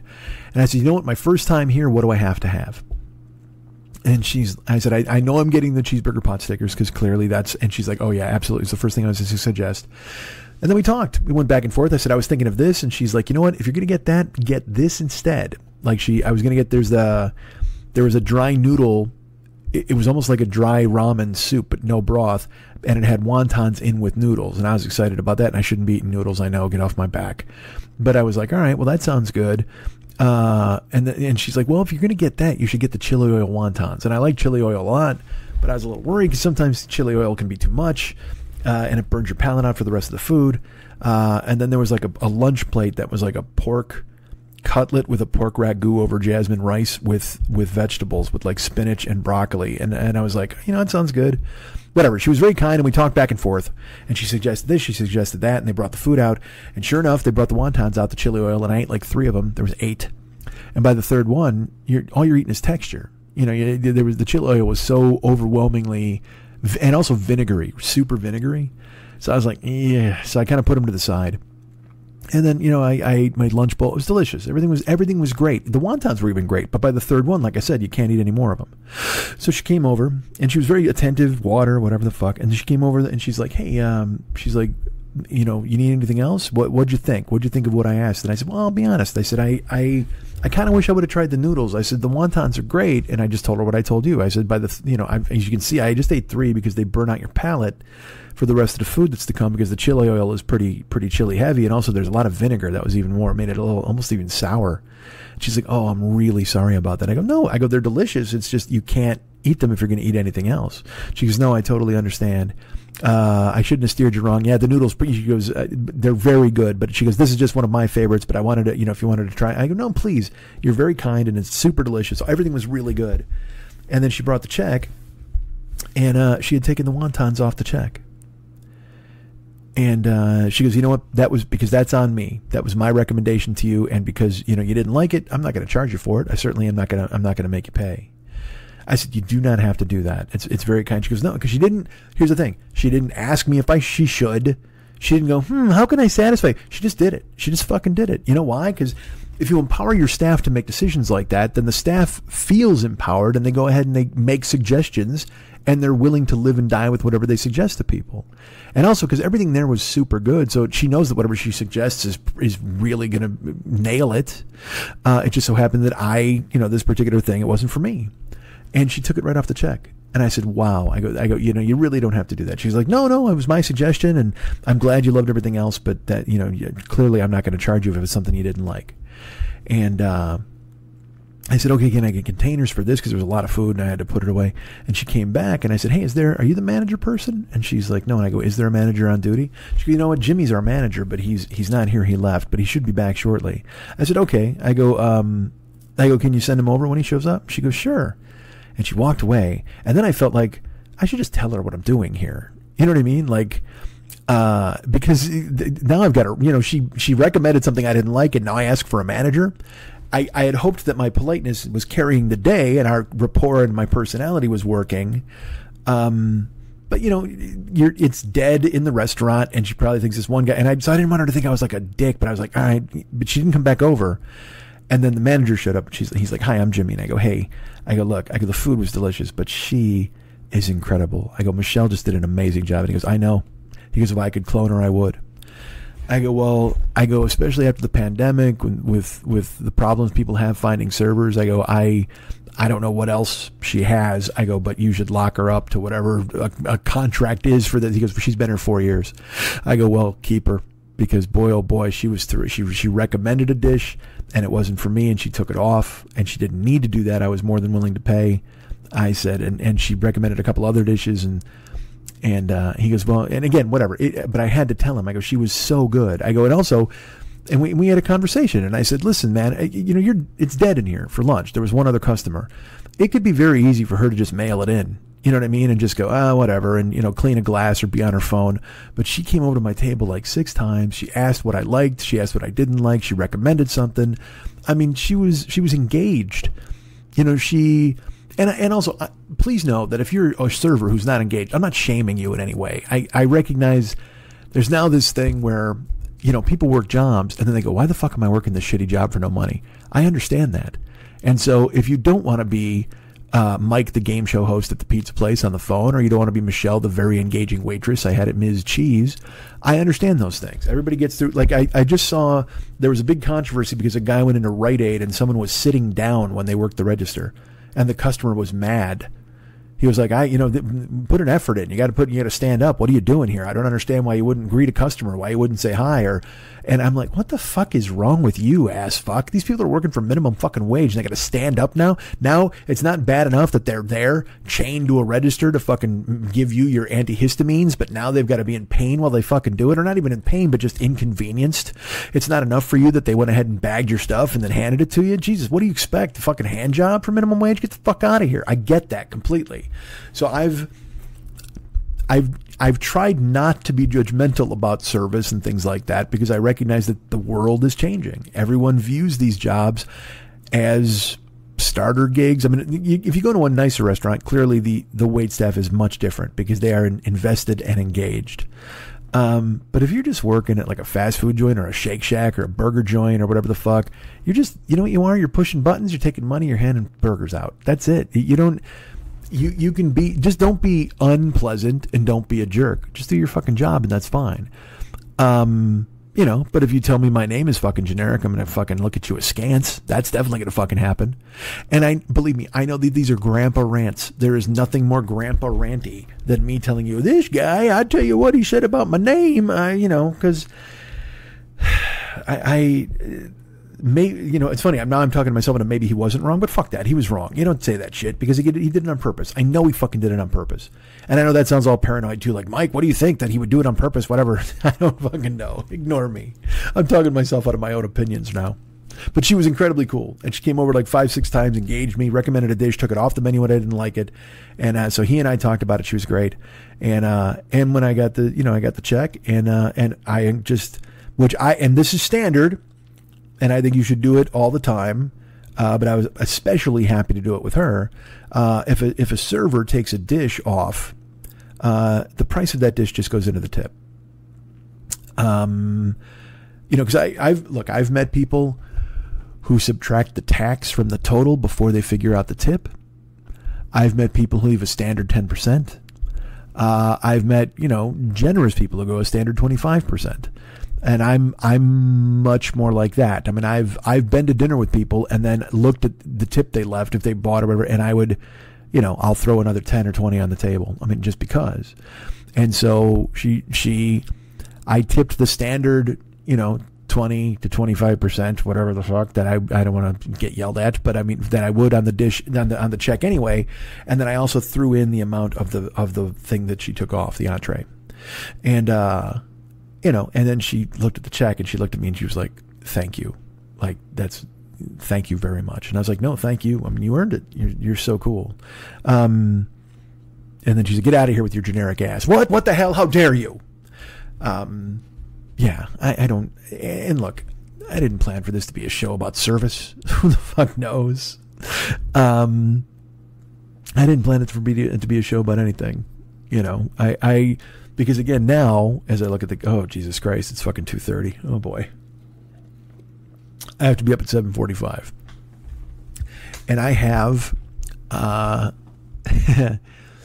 have at least an 11-hour day tomorrow.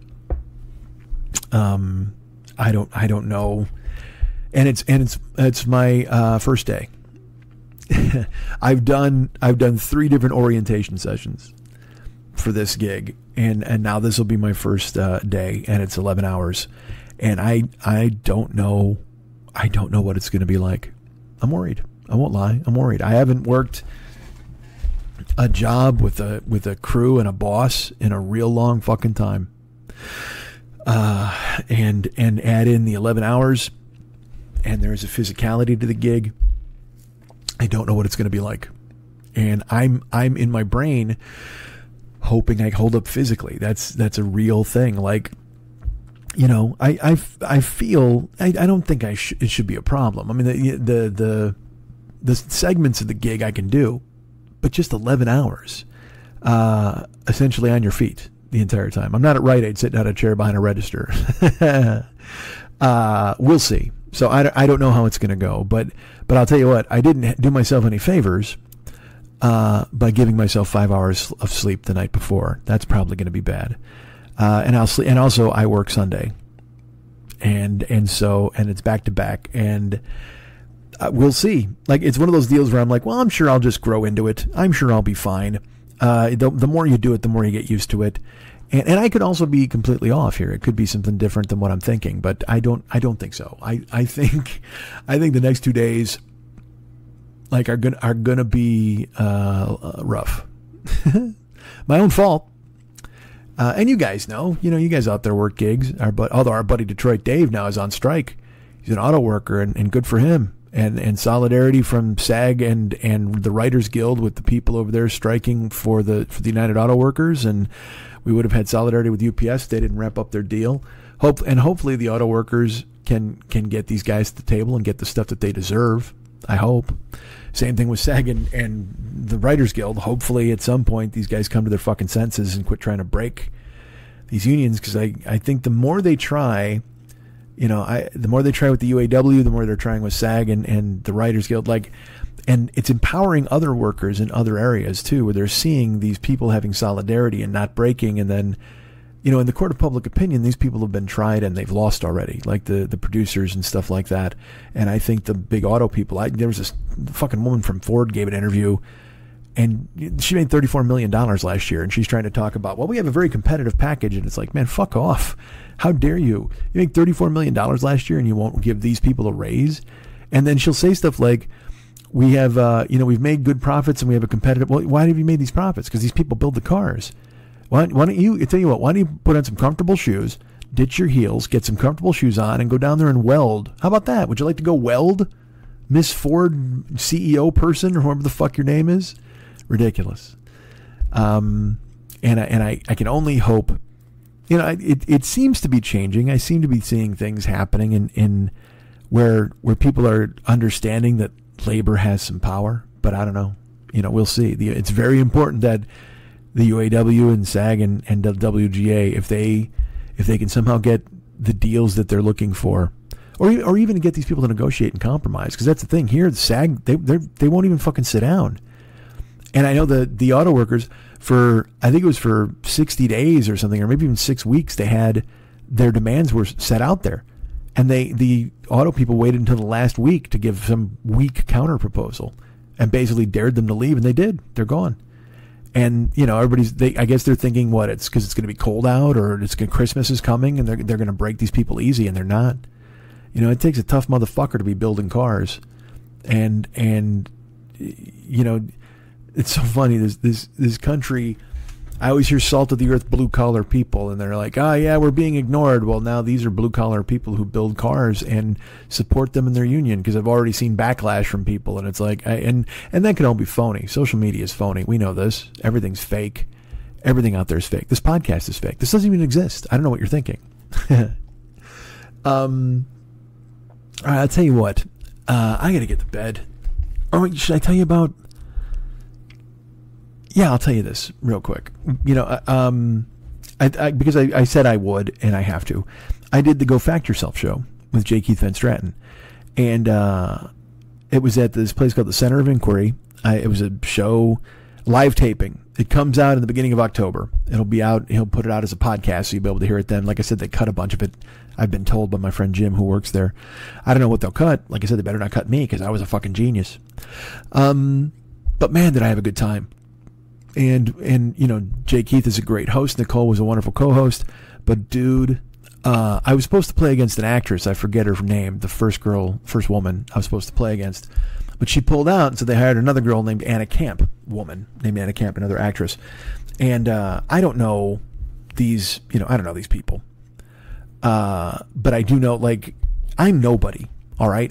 You guys are very kind and you like what I have to say, but nobody else knows the fuck I am. So Anna Camp has I think 150,000 Twitter followers, and the other actress did too. And so these people are not. Anna Camp, I think, was in Pitch Perfect, and she's been in a bunch of movies where she's a star. I mean, she's a working actress who has a fan base. It's great. People came to the show to see her and take photos with her. It was lovely.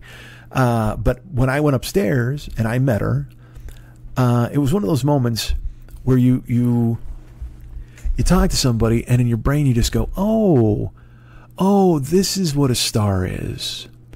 Whether Anna Camp is a star or not, in name only or in performance or her roles, I don't know. But I do know that she was one of the most magnetic and charismatic people I've ever met. And just looking into her eyes and shaking her hand, and you know, she used, and again, it was all this thing where she used my name. And also, look, this didn't hurt. She thought I was hilarious. Upstairs in the green room, and then just before we went on stage, like I was being funny the whole time, and she would laugh, and she would put her hand on my shoulder and go, "Oh man." And she was genuinely, I found her to be genuinely enjoying me and the things that I had to say. And look, that's all I need at this point. I'm just like, yay, somebody's responding. Awesome. But also she was beautiful and charismatic, magnetic, all of the things I just said. But also funny. Like she listened when you said something and laughed, and then she would say something funny back, and you'd laugh. Like she was engaging. I guess that's the word, engaging. She was charming. All sorts of other words that end in ing. She was just a delight. And then we went out for the show. And I don't want to spoil anything. You know the way the show works is you have to give them a bunch of topics that you are an expert in, and on the night of the show they tell you what topic they've chosen that you will have to answer trivia questions in. And then they found an expert in your topic who, when you answer your final question, will be there to give the answer. So it's kind of a combination game show, interview show. It's super fun. I mean, I just had a great time. And I got to be honest, again, like I said, man, I was fucking funny. And afterwards I was talking, my buddy Jim Newman is, he's always worked with Jay Keith. And he was super, he was there handling us, getting up to the green room and sitting us down. And afterwards he came up and I go, is that all right? And he goes, no, that was amazing. I go, all right. I go, I know I have a tendency to talk and I'll drop jokes in. And he goes, no, you kept adding and adding and adding. And it was so needed. It was good. Because I had listened to 2 shows before I did the podcast and I wanted to have an idea of what the format was. And I listened to one show that had Lisa Lampanelli and Will Leach, who used to write for Deadspin. They went head to head on Zoom. And it was a different vibe, you know what I mean? Because there's no audience. You're not playing to anybody except for the other host and stuff. But then I listened to a live one that had Bruce Valanche and then a woman who may have been a director or an author or a travel expert. I can't remember. Christina something. But it was live. And so I got a chance to hear the crowd response if you made jokes or you goofed around. And so I had a strategy to go. My strategy was to be me. That's all. Just to be funny. If I saw an opening, take it. And I did, and I was fucking great, dudes. I was so great. And I you know me, I don't normally say that shit about, I mean, I think I'm fucking great half the time, and half the time I don't. Well, I know that I was great. And also my buddy Jim confirming it was really cool. And then Jay Keith wrote me a nice email and he's like, wow. He's like, that was super fun, dude. Like I really had a great time. And, it made me happy. You know what I mean? Because again, I love talking to you guys, but it's me. It's me in a room by myself. And so I don't have any real gauge as to whether I'm funny or interesting. Even though the fact that I've been doing the show 14 years and you guys are out there listening, it could mean that I'm funny and interesting. I have no idea. Why would I ever make that leap with you people at my side? I don't know. But it's nice to get instant feedback from a live crowd, as well as making Jay Keith laugh and Nicole, and then also to make Anna Camp laugh, and then to sit there and dream of a future where all I could do is just follow Anna Camp around and just make her laugh. That's all I wanted to do. Because she thought I was funny, and she'd lean over and put her hand on my shoulder and stuff, and we would fist bump after every correct answer. And when they were going to read the final scores, we held hands, you know what I mean? With our eyes closed. She was really fun. And also, so she was game for everything. Any nonsense I said, any direction I went, she laughed and she was into it. There was never any kind of, who's this lout? Or you know what I mean? She could just be the best actress in the world, but I felt she was genuinely charmed and thought I was entertaining, which that just makes you want to be more charming and more entertaining. That's all it does. You know what I mean? And the very fact that you're making people laugh, as you know from this show, it just makes you want to make people laugh more and more and more. And I want to just keep building and building. And so when Jim said, he goes, no, you just kept adding and adding and adding, I was very happy that he said that. And now, of course, I'm like, oh no, what if they cut out like 30 minutes of my ad libs? Oh no, what if that's the only thing they cut is my jokes? And then you listen to it and you're like, Mike, I don't know what the fuck you were talking about. So might be the case. They might do that. I have no idea if they are, but it will be out And I will, this is fun too. My expert on my category has sent me an email to tell me also how much he enjoyed the experience and how much he and I, whatever, he reached out. So that also foolishly makes me think that I did well. Not foolishly, but it makes me think I did well. If the expert in my category reached out and was like, wow, it was really nice meeting you, and I can tell that you and I have a lot of the same love for something, you know what I mean? Which was great, and it made me very happy. So meeting those people, making them laugh, participating in the show, it'll be out in the beginning of October, and once it is, of course, I'll let you know, and then you guys will be all happy. And I'll be happy because it means I won't have to do a show that week. Ha ha, look at me lying. All right, I'll tell you what. I got to get to bed. It's now 2:43. 2:43 a.m. I have to be up in 5 hours. And then I have an 11-hour day. Fun. It's my own fault. My brain got in my way today, and I kept saying, but there's something else I want to talk about. God damn it. I know. Should I talk about it? You know what? Fuck it. I'm going to do... I'll do whatever. I might do a last night at Schmitty's, maybe tomorrow. Look, let's put it this way. I will record something for you tomorrow if I'm not dead, if I get home. Because again, I have that 11-hour gig, but then the next day I have another 11-hour gig. And that's even earlier. That one's at 8:30 in the morning. So tomorrow's 9:30. Today's 8:30. And that's when it starts. I have to be there 45 minutes beforehand. So tomorrow I've got to get to this joint at fucking 8:45 a.m.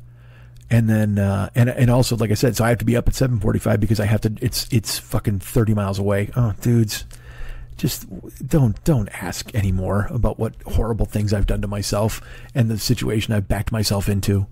And then Sundays is the same deal. It's like 25 miles away and I got to be there at fucking 7:45. Good Lord. What the hell, man? And then there's rules and stuff. And I'm already, because look, I'll just tell you this. There's a chance I show up tomorrow and they go, nope. And they send me home because of a rule that I've already violated. I hope they don't, because I don't want to fucking get up this early and then fucking haul my ass all the way out there. And then they go, nope, because of this dumb fucking thing. But truthfully, it's their fucking fault. I'll tell you all about it later. All right. So I got to go to bed, dudes. But there was another thing I wanted to talk about. All right, I'll talk about it tomorrow or whenever. I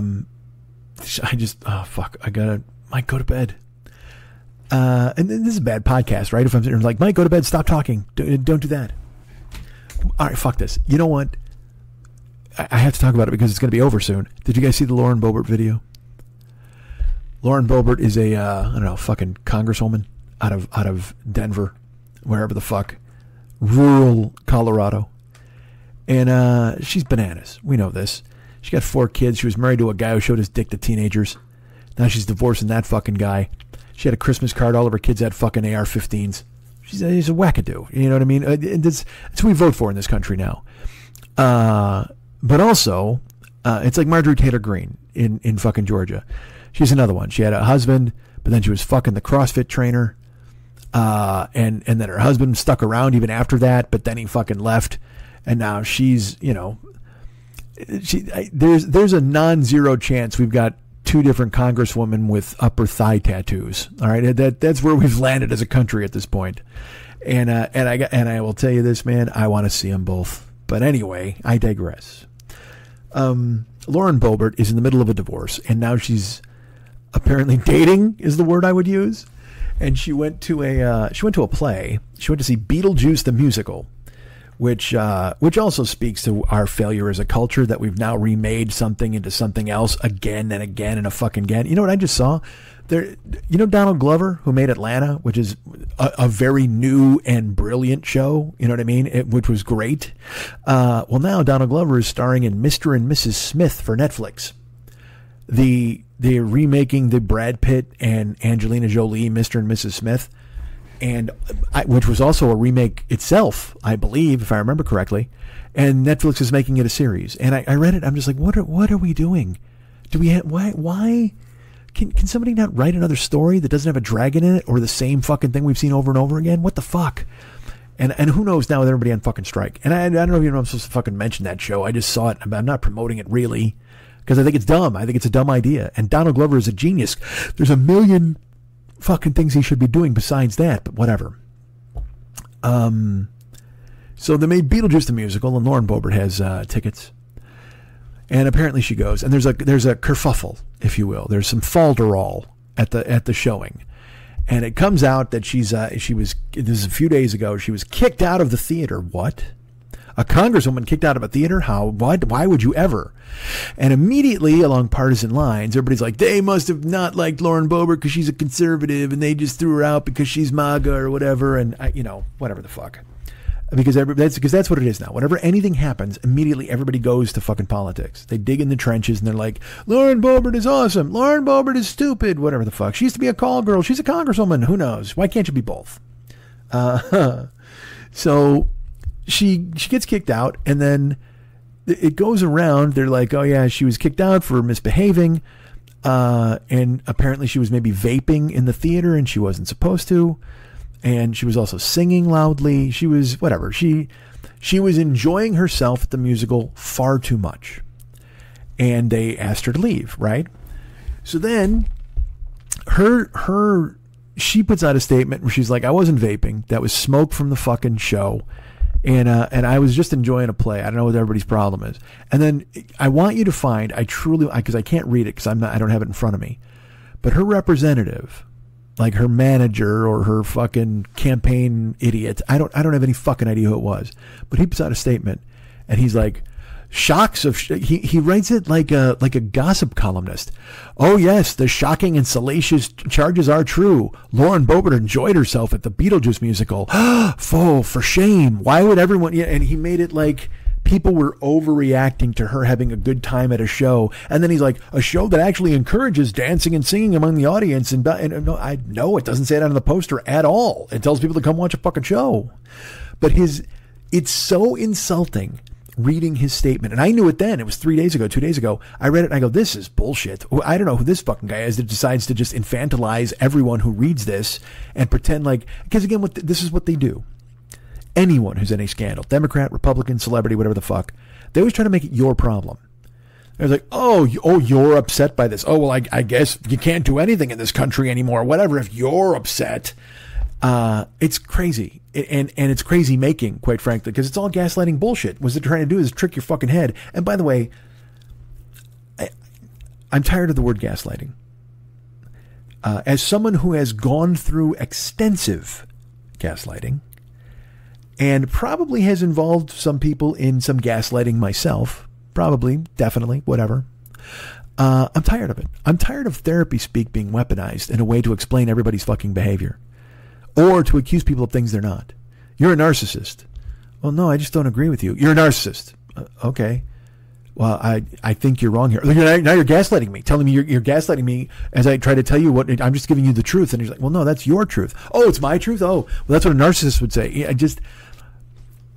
I see it a lot. I see it with people I'm related to, and I'm just like, what the fuck are you doing? I don't. This where everyone now has this language in their holsters. And they can pull it out and shoot you down with it every single fucking time. And you're just like, no, I'm just disagreeing with you. And they're like, no, you're this, you're that, you're this. There's labels constantly being thrown at you. And I don't get it. So when this fucking campaign manager put out this statement, again, it's infantilizing where they're like, oh yes, shocking that she enjoyed herself at a show. I guess this is the sort of thing that bothers you, and he made it everybody else's fucking problem.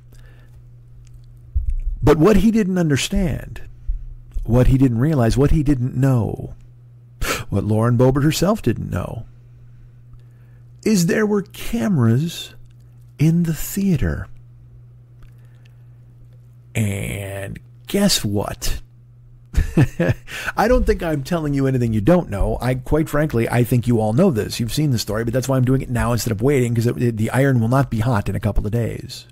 If you have seen the video, you've seen all the video things that she did. If you haven't seen it, here's what it shows. Remember when they said she was vaping and she's like, fuck that. That was just a smog from the show. There is a clean shot of her sitting in her seat vaping. Like with that, she puts that fucking electronic cock right in her mouth and then inhales and then blows out a whole puff, like 4 puffs of fucking smoke. And at one point, a woman leans forward and asks her not to vape, and she just fucking ignores the woman. Then, at a show where people said that she was singing and dancing, and she was just like, oh, I was enjoying the show. It was just, that's the kind of show it was. They show her, not only is she in her seat yelling, singing, and putting her arms in the air, but she's also taking flash photography during a performance in a darkened theater, and not flash photography of the stage. On the clips that you can see, she's taking selfies of herself and her date, and the flash is going off in their face and also in the faces of everyone behind them trying to watch the fucking show. She's taking selfies sitting in the fucking seat and then bopping and singing and whatever the fuck, screaming.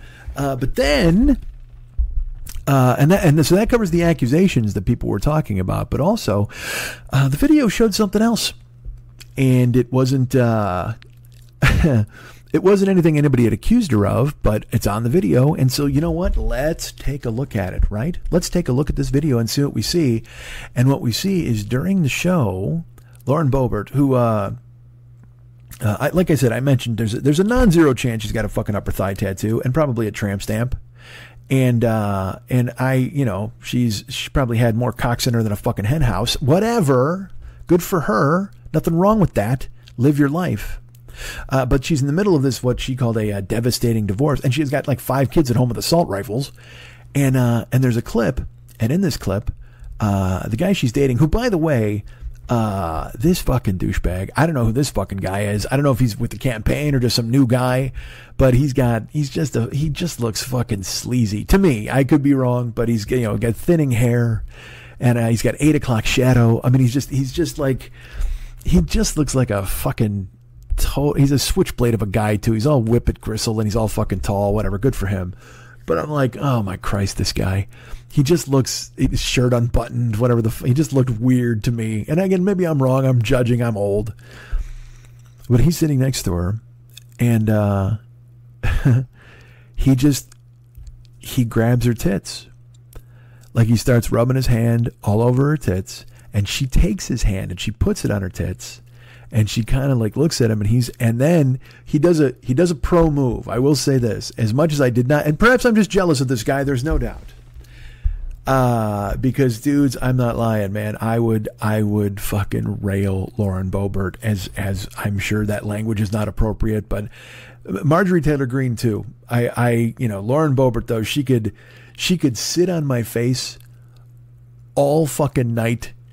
And the only time I came up for air, she could just blow vape smoke right in my fucking mouth. That's fine. That's all I needed. That's all I need. I would survive on vape smoke and Congresswoman pussy. Let's fucking do it. Because there is something about fucking crazy that I am more than happy to drag into a fucking double bed. I'm not even going to go queen size. Well, let's just fucking stay as close to one another as we possibly can. You got to lay right on top of me, for fuck's sake.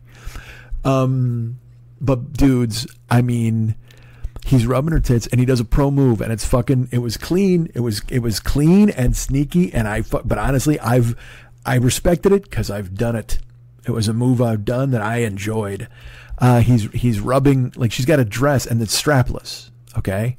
And her tits are falling out of it. I mean, they're just, cause she's got fucking the guns are loaded. Cannons are fucking loaded on Boebert. Look at the cannons on Boebert. They're loaded. So he's rubbing her fucking tits. And she, like I said, she puts his hand on her tits. And when she does that, he slides across and then he puts a couple of fingers into the top of the fucking dress and just goes straight up on a nipple hunt. I knew he did it. And it's, you know what? It's a daring move in public. I mean, you're sitting with a bunch of people, you're surrounded. And again, I'm a guy, I've had sex in the green room of comedy clubs. I've had sex in movie theaters with different people. I've had sex in a grocery store. I'm on board with all of it. But when I saw him I had to admit, I was like, you know what? Because you know what? I think what the kids say is game recognized game. Because he slid his hand over her left breast, and when he came back around over her right breast, he slid a couple fingers into the top of the dress, and I guarantee that was like because it's, how do I put this? Like, if you're with a woman who's into that anyway, and I don't know anything. Please know that this is just my experience, okay? But it's my experience that if you're with a woman who is all about groping and is willing to do it in public and is so into it and turned on at that point that you're over the clothes groping her and she's on board, that if you, even for a second, even for 2 seconds, if you actually go under the clothes, it is electricity for you and for her. It's a game changer because it shows that you're willing to go, all right, well, you know what? I'm going to go all in here. I'm going to go all in.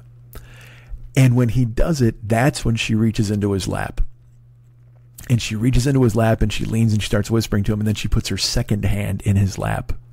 And they're just fucking, they can't keep their hands off one another. While people are saying Beetlejuice 3 times and terrible things are happening on stage. So this wasn't even anything anybody complained about, but the video clip is going around, and I saw the video clip, and I was, look, man, would I marry her? Probably not. Would I vote for her? Absolutely fucking not. Would I take her to a movie? All the fucking time. That is absolutely a woman you want to be sitting next to in a dark room, because who the fuck knows, right? You know what? I might not vote for her, but I would get in a voting booth with her. I'll tell you that right now.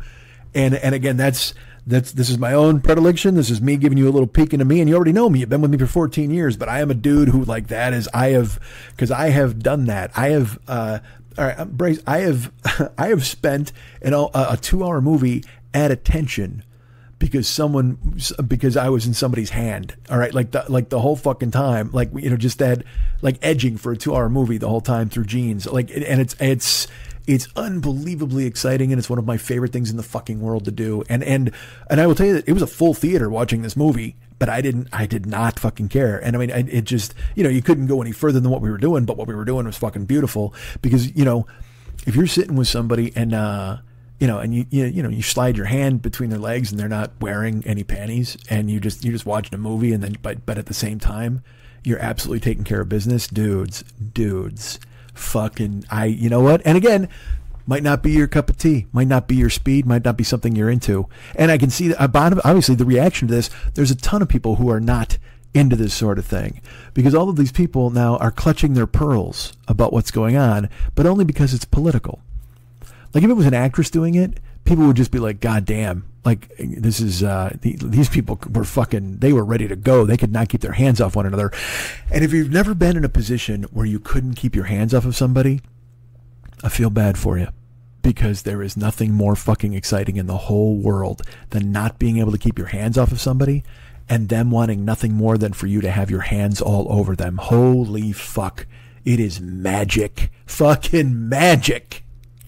And I see these people, like I said, they're all nervous and sad. What if it was a gay person doing it? What if it was a trans person doing it? She would lose her mind and she would give a speech. And fuck, you know, don't invent scenarios, right? Don't do that. If you want to come after her too for the fucking God-fearing Christian bullshit, that's fine. But don't make up this other bullshit. And quite frankly, if you are calling her out for this, I know you don't like, because people are like, it was a family show and there may have been children in the theater. Shut the fuck up. I'm so tired of people worrying about the children. And granted, it's because I don't have children, right? Do I want to see, if I had kids, would I want to see them watching a guy get a hand job at the Beetlejuice show? No, probably not. But I don't, so I don't fucking worry about it. It's just these people who lose their minds over shit. And again, it's because she is who she is. Like I said, she's anti-LGBTQ and all of these things, and these are her positions, and I don't agree with them and whatever the fuck. But I do agree with her position. I'll agree with whatever position she wants to be in a fucking movie theater, in a dark room. I'm all over it. I don't fucking care. And I'll tell you the real lesson from all of this, like I said, in addition to learning that people are willing to be fucking prudes when it fits their needs politically, is that there are cameras fucking everywhere. And as a guy who has had sex in several alleys, in and out of a car, that's a little frightening. That's something you got to keep your head on a swivel and start to look around. Because I mean, I would, you know, you'd pull over. And again, perhaps this has happened for you, perhaps it has not. But there's just times in the car where, you know, look, roadhead is roadhead, but also there's times where you're like, you know what, you want more. And so you find a dark spot or you find a side street. I told a story. I was in a fucking, like a church parking lot, and then we went to drive away and we drove over the fucking cement divider. Holy shit. It was a school or a church or a Catholic school, whatever the fuck. It's right down the street from my fucking house. And it's just, you just do it. Sometimes you gotta fucking do it, man. Sometimes you gotta go over the clothes and then sneak a couple fingers under the clothes just to see that look on her face where she's like, oh, hold on a second. I didn't know. I thought you were a bronze medalist. It turns out you're a gold medalist. Let's fucking get this on. And 2 hands into your lap and let's fucking go to the whip. Because the fucking finish line is absolutely in sight, goddammit. Holy fuck. And look, I've talked, like Lily was like, you're so gross that you think like Marjorie Taylor Greene or whatever. And look, of the two of them, Marjorie Taylor Greene is clearly the B-side. There's no doubt that she is the B-side. Because she also, because Marjorie Taylor Greene, I will say this, and I'm going to say it, and you whatever the fuck, yell at me if you want. She's crazy, and I bet she'd be fucking psychotic in the rack. But she looks like the kind of woman who might not shower and just put extra perfume on in the morning. You know what I'm talking about? She looks like she might. Marjorie Taylor Greene might have a little. She might have a stink to her, just a little bit, a little gamey, a little sweaty. And there's nothing wrong with it. I like sweat when I'm all over sweat. But what I'm saying is, like, she looks like someone who might, you're like, But Lauren Boebert, nah, you know what I'll bet she looks like. She smells like fucking high school perfume. That's what that fucking chick looks like. She smells like Beautiful. Remember Beautiful? Fucking high school. In high school, Beautiful was a fucking, loves Baby Soft, that kind of shit. That's what Lauren Boebert looks like. And she's got, I bet she's got fucking garter belts on and fucking tattoos you'll never see unless you're lucky. Unless you're fucking lucky. And she might have a holster on her fucking ankle and another one up on her upper thigh hiding her fucking tattoo. Whatever the fuck. I'm in. I don't care. I am all over armed and crazy. Let's fucking do this. And the cannons are fucking loaded. Dude. I'll fucking happily go to whatever Broadway play she wants to fucking go ahead and get groped in. Let's do it. But all these people are like, oh yeah, she's unbelievable that she would do this. And if it was a fucking, but it wasn't anybody. It was her. And if you want to hate her for, because again, people hate her for whatever fucking reasons, and that. And by the way, again, she's a lunatic. I please don't think that I'm like defending her in some weird way. She's a maniac. She's not somebody who needs to be anywhere. She shouldn't even read a newspaper, let alone be being reported on in the fucking newspaper. She shouldn't be a congresswoman. She shouldn't be any of those things. She's a fucking lunkhead with an AR-15 and a family to boot. She married a fucking abusive husband, and then he was a dick, and then he beat up her son, and she wouldn't call the cops. She's a nightmare. But if you can focus that nightmare on top of a double bed and just give me a 4-hour fucking window, holy shit, that's 4 hours you will never fucking forget. Never fucking forget. I'm not doing plugs. What's the point? Well, I'll do plugs. Why not? Oh, you guys can get me at Mike@MikeSchmidtComedy.com. You guys can be my friends at Facebook.com/the40year-old-boy. You can follow me at Twitter.com/the40year-old-boy, or is it X.com/the40year-old-boy? I'm at Instagram, Snapchat, and what are the other one? Oh, TikTok and Blue Sky at Mike40YOB. That's Mike40YOB on Instagram, Snapchat, TikTok, and Blue Sky is the new one. Joe, I got your note on Blue Sky. I'll respond. I promise. I'm still intimidated by Blue Sky because I don't know if I write something, it'll come out in Latin. I don't know what the fuck's going on over there. I don't know. And look, also, I'm half a fucking idiot, so I don't respond to anybody. People have written me texts. You're all very lovely. The pizza people, I didn't write your texts back, or your emails, but there you go. I told the rest of the story today, so now you know. And what a gripping story it was. Oh, aren't you happy? I'm part of the Misfit Toys Co-op. That's Never Not Funny. And a bunch of other shows that I can't name. I'm going to be quite frank. I know that Christine and Danielle in Oh My God, This Water's Cold. I know that's their show. I actually just went and saw their live performance. They did a live show. Me and Murray went and checked it out. It was fun. Andy Daly was on. Fucking hysterical genius. And Danny and Kristen did a wonderful job. So there you go. I believe it's Kristen. I think I called her Christine once or twice, and I don't mean to do that. I apologize. But regardless, part of the Misfit Toys Co-op, along with Never Not Funny and me, and a bunch of other shows. I think, Mental Illness Happy Hour with our friend Paul. All of those are great, and you should check them all out. Sure, why not? Why wouldn't you? Who wants to hire me for something? You? Is it you? Do you want to hire me for Cameo? I have a gentleman who hired me for Cameo. Oh, fuck. You know what? I wanted to talk about that too. Son of a bitch. It's 3:10. I gotta hit the rack. You know what? I'll give you a last night at Schmitty's at some point today or tomorrow or Monday. We'll see. Just a little, or maybe I'll just wait and do a podcast again. I don't fucking know. But it's kind of topical, but it's not. You don't care. All right. The point is, I'm on Cameo, and I was hired by our friend Ben, and Ben wrote me, and he's like, "Hey man, I'm a Packers fan. Packers Bears opens up the NFL season. I want to hear your thoughts on it, and let's see what's up." And this is completely true. I did a Cameo for Ben, and this is, you know what, this is going to function as a commercial for why you should hire me for Cameo. I did a Cameo for Ben, and I just started talking, and I don't even think I didn't get the Packers Bears right away, and I just kept talking, and then I kept talking, and I kept talking about some other things, and then I started to launch into talking about Packers and Bears, and all of a sudden the Cameo cut off, and it said uploading video, and I'm just like, I don't know. I don't know if Cameo now has a time limit on their cameos, which also does not reflect well on me if I talked all the way to the fucking time limit. But the last time I looked at the clock, I was at like 16 minutes talking to him. And in my brain, I even went, you got to get to the fucking Bears, dude, because you're just ruining this guy's day by giving him fucking 16 minutes of video about nothing he asked about. But I was hilarious in the video, and I wasn't going to start over, so what the fuck.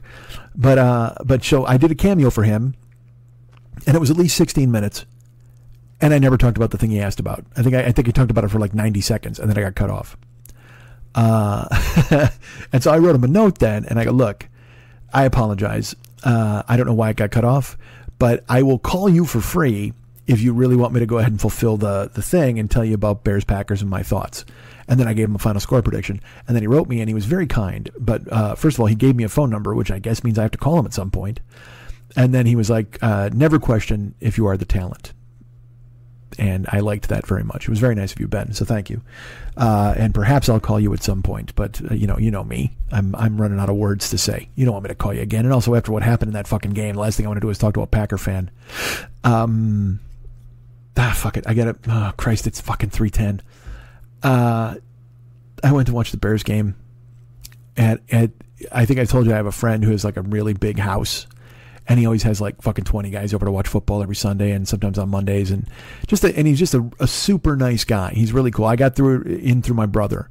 But I'll go there and I'll see like Blaine Capatch will be there and Bruce Baum and fucking Randy Kagan and a bunch of comedy friends, John Ennis, guys I've known to certain varying degrees over the course of years. Rick Overton has been there in the past. Whatever. Guys that are fucking awesome. And my buddy Steve Seagrin and other comics and stuff. Lenny, I'll go. But this is the first time I went without Lenny. I was like, all right, I'll go. So I go to watch the Bears. And let me tell you about the Bears. God, I can't get into this. I can't. I got to get up. The last thing you want to hear is me bitching about that. All right, that's this week's pizza story. I'll tell you about the Bears next time I talk to you. And I don't know when that's going to be. Because I very, very likely will be dead by 22 hours over 2 days work weekend. I think, 22 hours. Jesus. All right, so there you go. Hire me on Cameo. You know what? Hire me on Cameo. I'll tell you the Bears story, or at least I'll try to, and then I'll get cut off. Bookcameo.com is the website, or the Cameo app goes on your phone. Do that. Yawn. I'm on Patreon, patreon.com/Mike40YOB. Thanks to anybody and everybody who's stepped up and become a patron in the last couple of weeks, or who's been a longtime patron and just done great things. You're super cool to include me in your lives. I appreciate it. Now, if you don't want to deal with all that, you just want to send me money, and why wouldn't you at this point? We've got to buy a coffin. After 22 days on my feet, I don't know what the fuck. I'm going to need a wheelchair. If you go to my website, MikeSchmidtComedy.com, in the upper right-hand corner, there's a little donate button, a little horn boy. And you click on that, it'll take you right to PayPal. You can just send me a lump sum at PayPal. A big lump sum, a gigantic lump sum, something with a comma in it. So I don't have to do shit. He said, hopefully. So yeah, go to MikeSchmidtComedy.com, click on that, and send me some dough. And I should mention the Paranoid Strain podcast is great. Our great friend, Fearful Jesuit, he's terrific. You should check out that show. It's always just such good content that I couldn't possibly replicate or duplicate in millions of years. And our great friend David Hernandez does the Flemcat podcast. You can check that out as well. He's singing, he's dancing, he's doing all sorts of great things with all sorts of imaginary characters. Why don't you just crawl inside David Hernandez's head and take a nap? Why don't you do that? Why don't you just get in there and sit in an easy chair right by his fucking scapula? That's his back, not his brain. Who cares? So there you go. Find the Flemcat podcast. Find the Paranoid Strain podcast right where you would find the best podcasts in the history of the world. I have 2 channels. I have youtube.com/the40year-old-boy. Like I said, there's other things coming eventually, but right now it's mainly the archives of the podcast. And also twitch.tv/the40year-old-boy /the40year-old-boy. youtube.com/the40year-old-boy. You can go ahead and, if you follow it, that would be great. Doesn't cost you anything. Keep my followers up, lets them take a look at it and go, hey, look at this guy. People are following him even though he doesn't do anything. This guy's awesome. He must be great. And then also, like I said, there's twitch.tv/the40year-old-boy. We were able to, we twitched this week. We did 3 days, and 3 days of just talking and 3 days of eating Asian potato chips. There were days, it might have been 2 days. It might have been just a Monday, Tuesday, and then I had a thing Wednesday, and then I had to go to an orientation on fucking Thursday, whatever. And I was going to record the podcast, and that got bumped. That's why you're getting it Saturday morning. But people have been very kind on Twitch and showing up, and that makes me happy. Our buddy Jeremy and Stream Dad, or his Stream Dad, and everybody else. Thank you. And next week I'll be there on Twitch. I won't be there this weekend, but I'll be there Monday. Again, if I don't die in some sort of horrible accident at this job, an industrial accident. If I don't fall into a vat of chemicals and become the Joker, I will be there Monday, streaming on Twitch, eating Asian chips and talking and looking at trailers. We watched some trailers the other day, did Trailer Park. It was great. It was fun. Come and join us, twitch.tv/the40year-old-boy. Now there you can follow or subscribe. You can follow for free, or you subscribe for some dough. And you can use your Amazon Prime to get me a couple of Bezos bucks. That'd be sweet. And when I say Bezos bucks, I mean just bucks from Bezos. It's not like I got to use them on Amazon. It's actual cash. It's pretty sweet. So you can do that every month. Monthly. You'd have to renew it. You got to renew it. You better renew it. Oh, my God, I'm going to fail. If you don't, you must. Twitch.tv/the40year-old-boy. Go ahead and check it out. And now, dudes, I'm going to go get, it's 3:15. I'm going to get 4.5 hours of sleep. And then wake up. And I'm going to eat 4 aspirins. And I'm going to bring the aspirin with me because I may have to take aspirins during the day. You know what I need to do? I need to start getting into speed. Has anyone got a connection out there? Anybody can hook me up with some speed? That would be terrific. The ladies call me Mr. Speed. They call me Mr. Speed. That was my ringtone for a while. All right, so I gotta sleep. I should just stay up. You ever have that when you're like, it's too late and you're like, 4 hours of sleep isn't gonna help me? I've done that before too. And you're like, I'll just stay up. And then at 45 minutes or an hour into your staying up, you're like, I got it. All right, now it's just 3 hours, but I gotta sleep. So I gotta sleep. So let's go. Let's crash. You want to come to bed with me? Who wants to come into my double bed and lay on my back? Anybody? I think y'all do, don't you? Hey, Lauren, you out there? Ditch the 8 o'clock shadow and fucking show up at my place, man. I know that under the dress move as much as just as quickly and sneakily as he does. I know it just like that. Whatever the fuck. Who cares? It's late. I'm done. We'll find you guys soon. Maybe sooner than next week. Who knows? Thanks, dudes.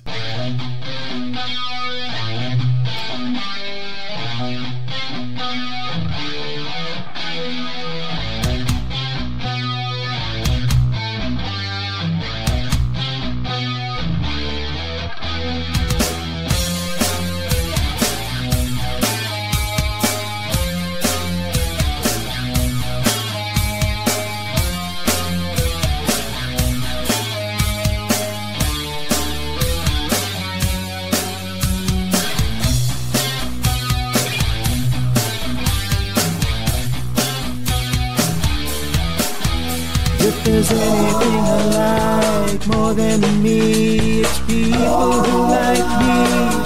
I love me, but if you love me, I love you.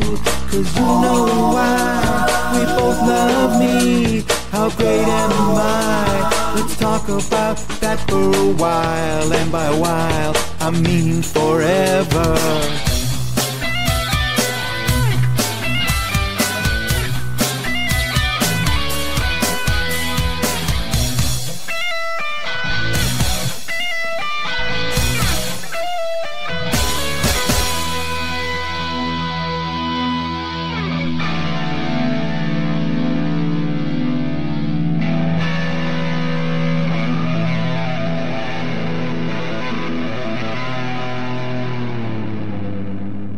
Solo Podcast.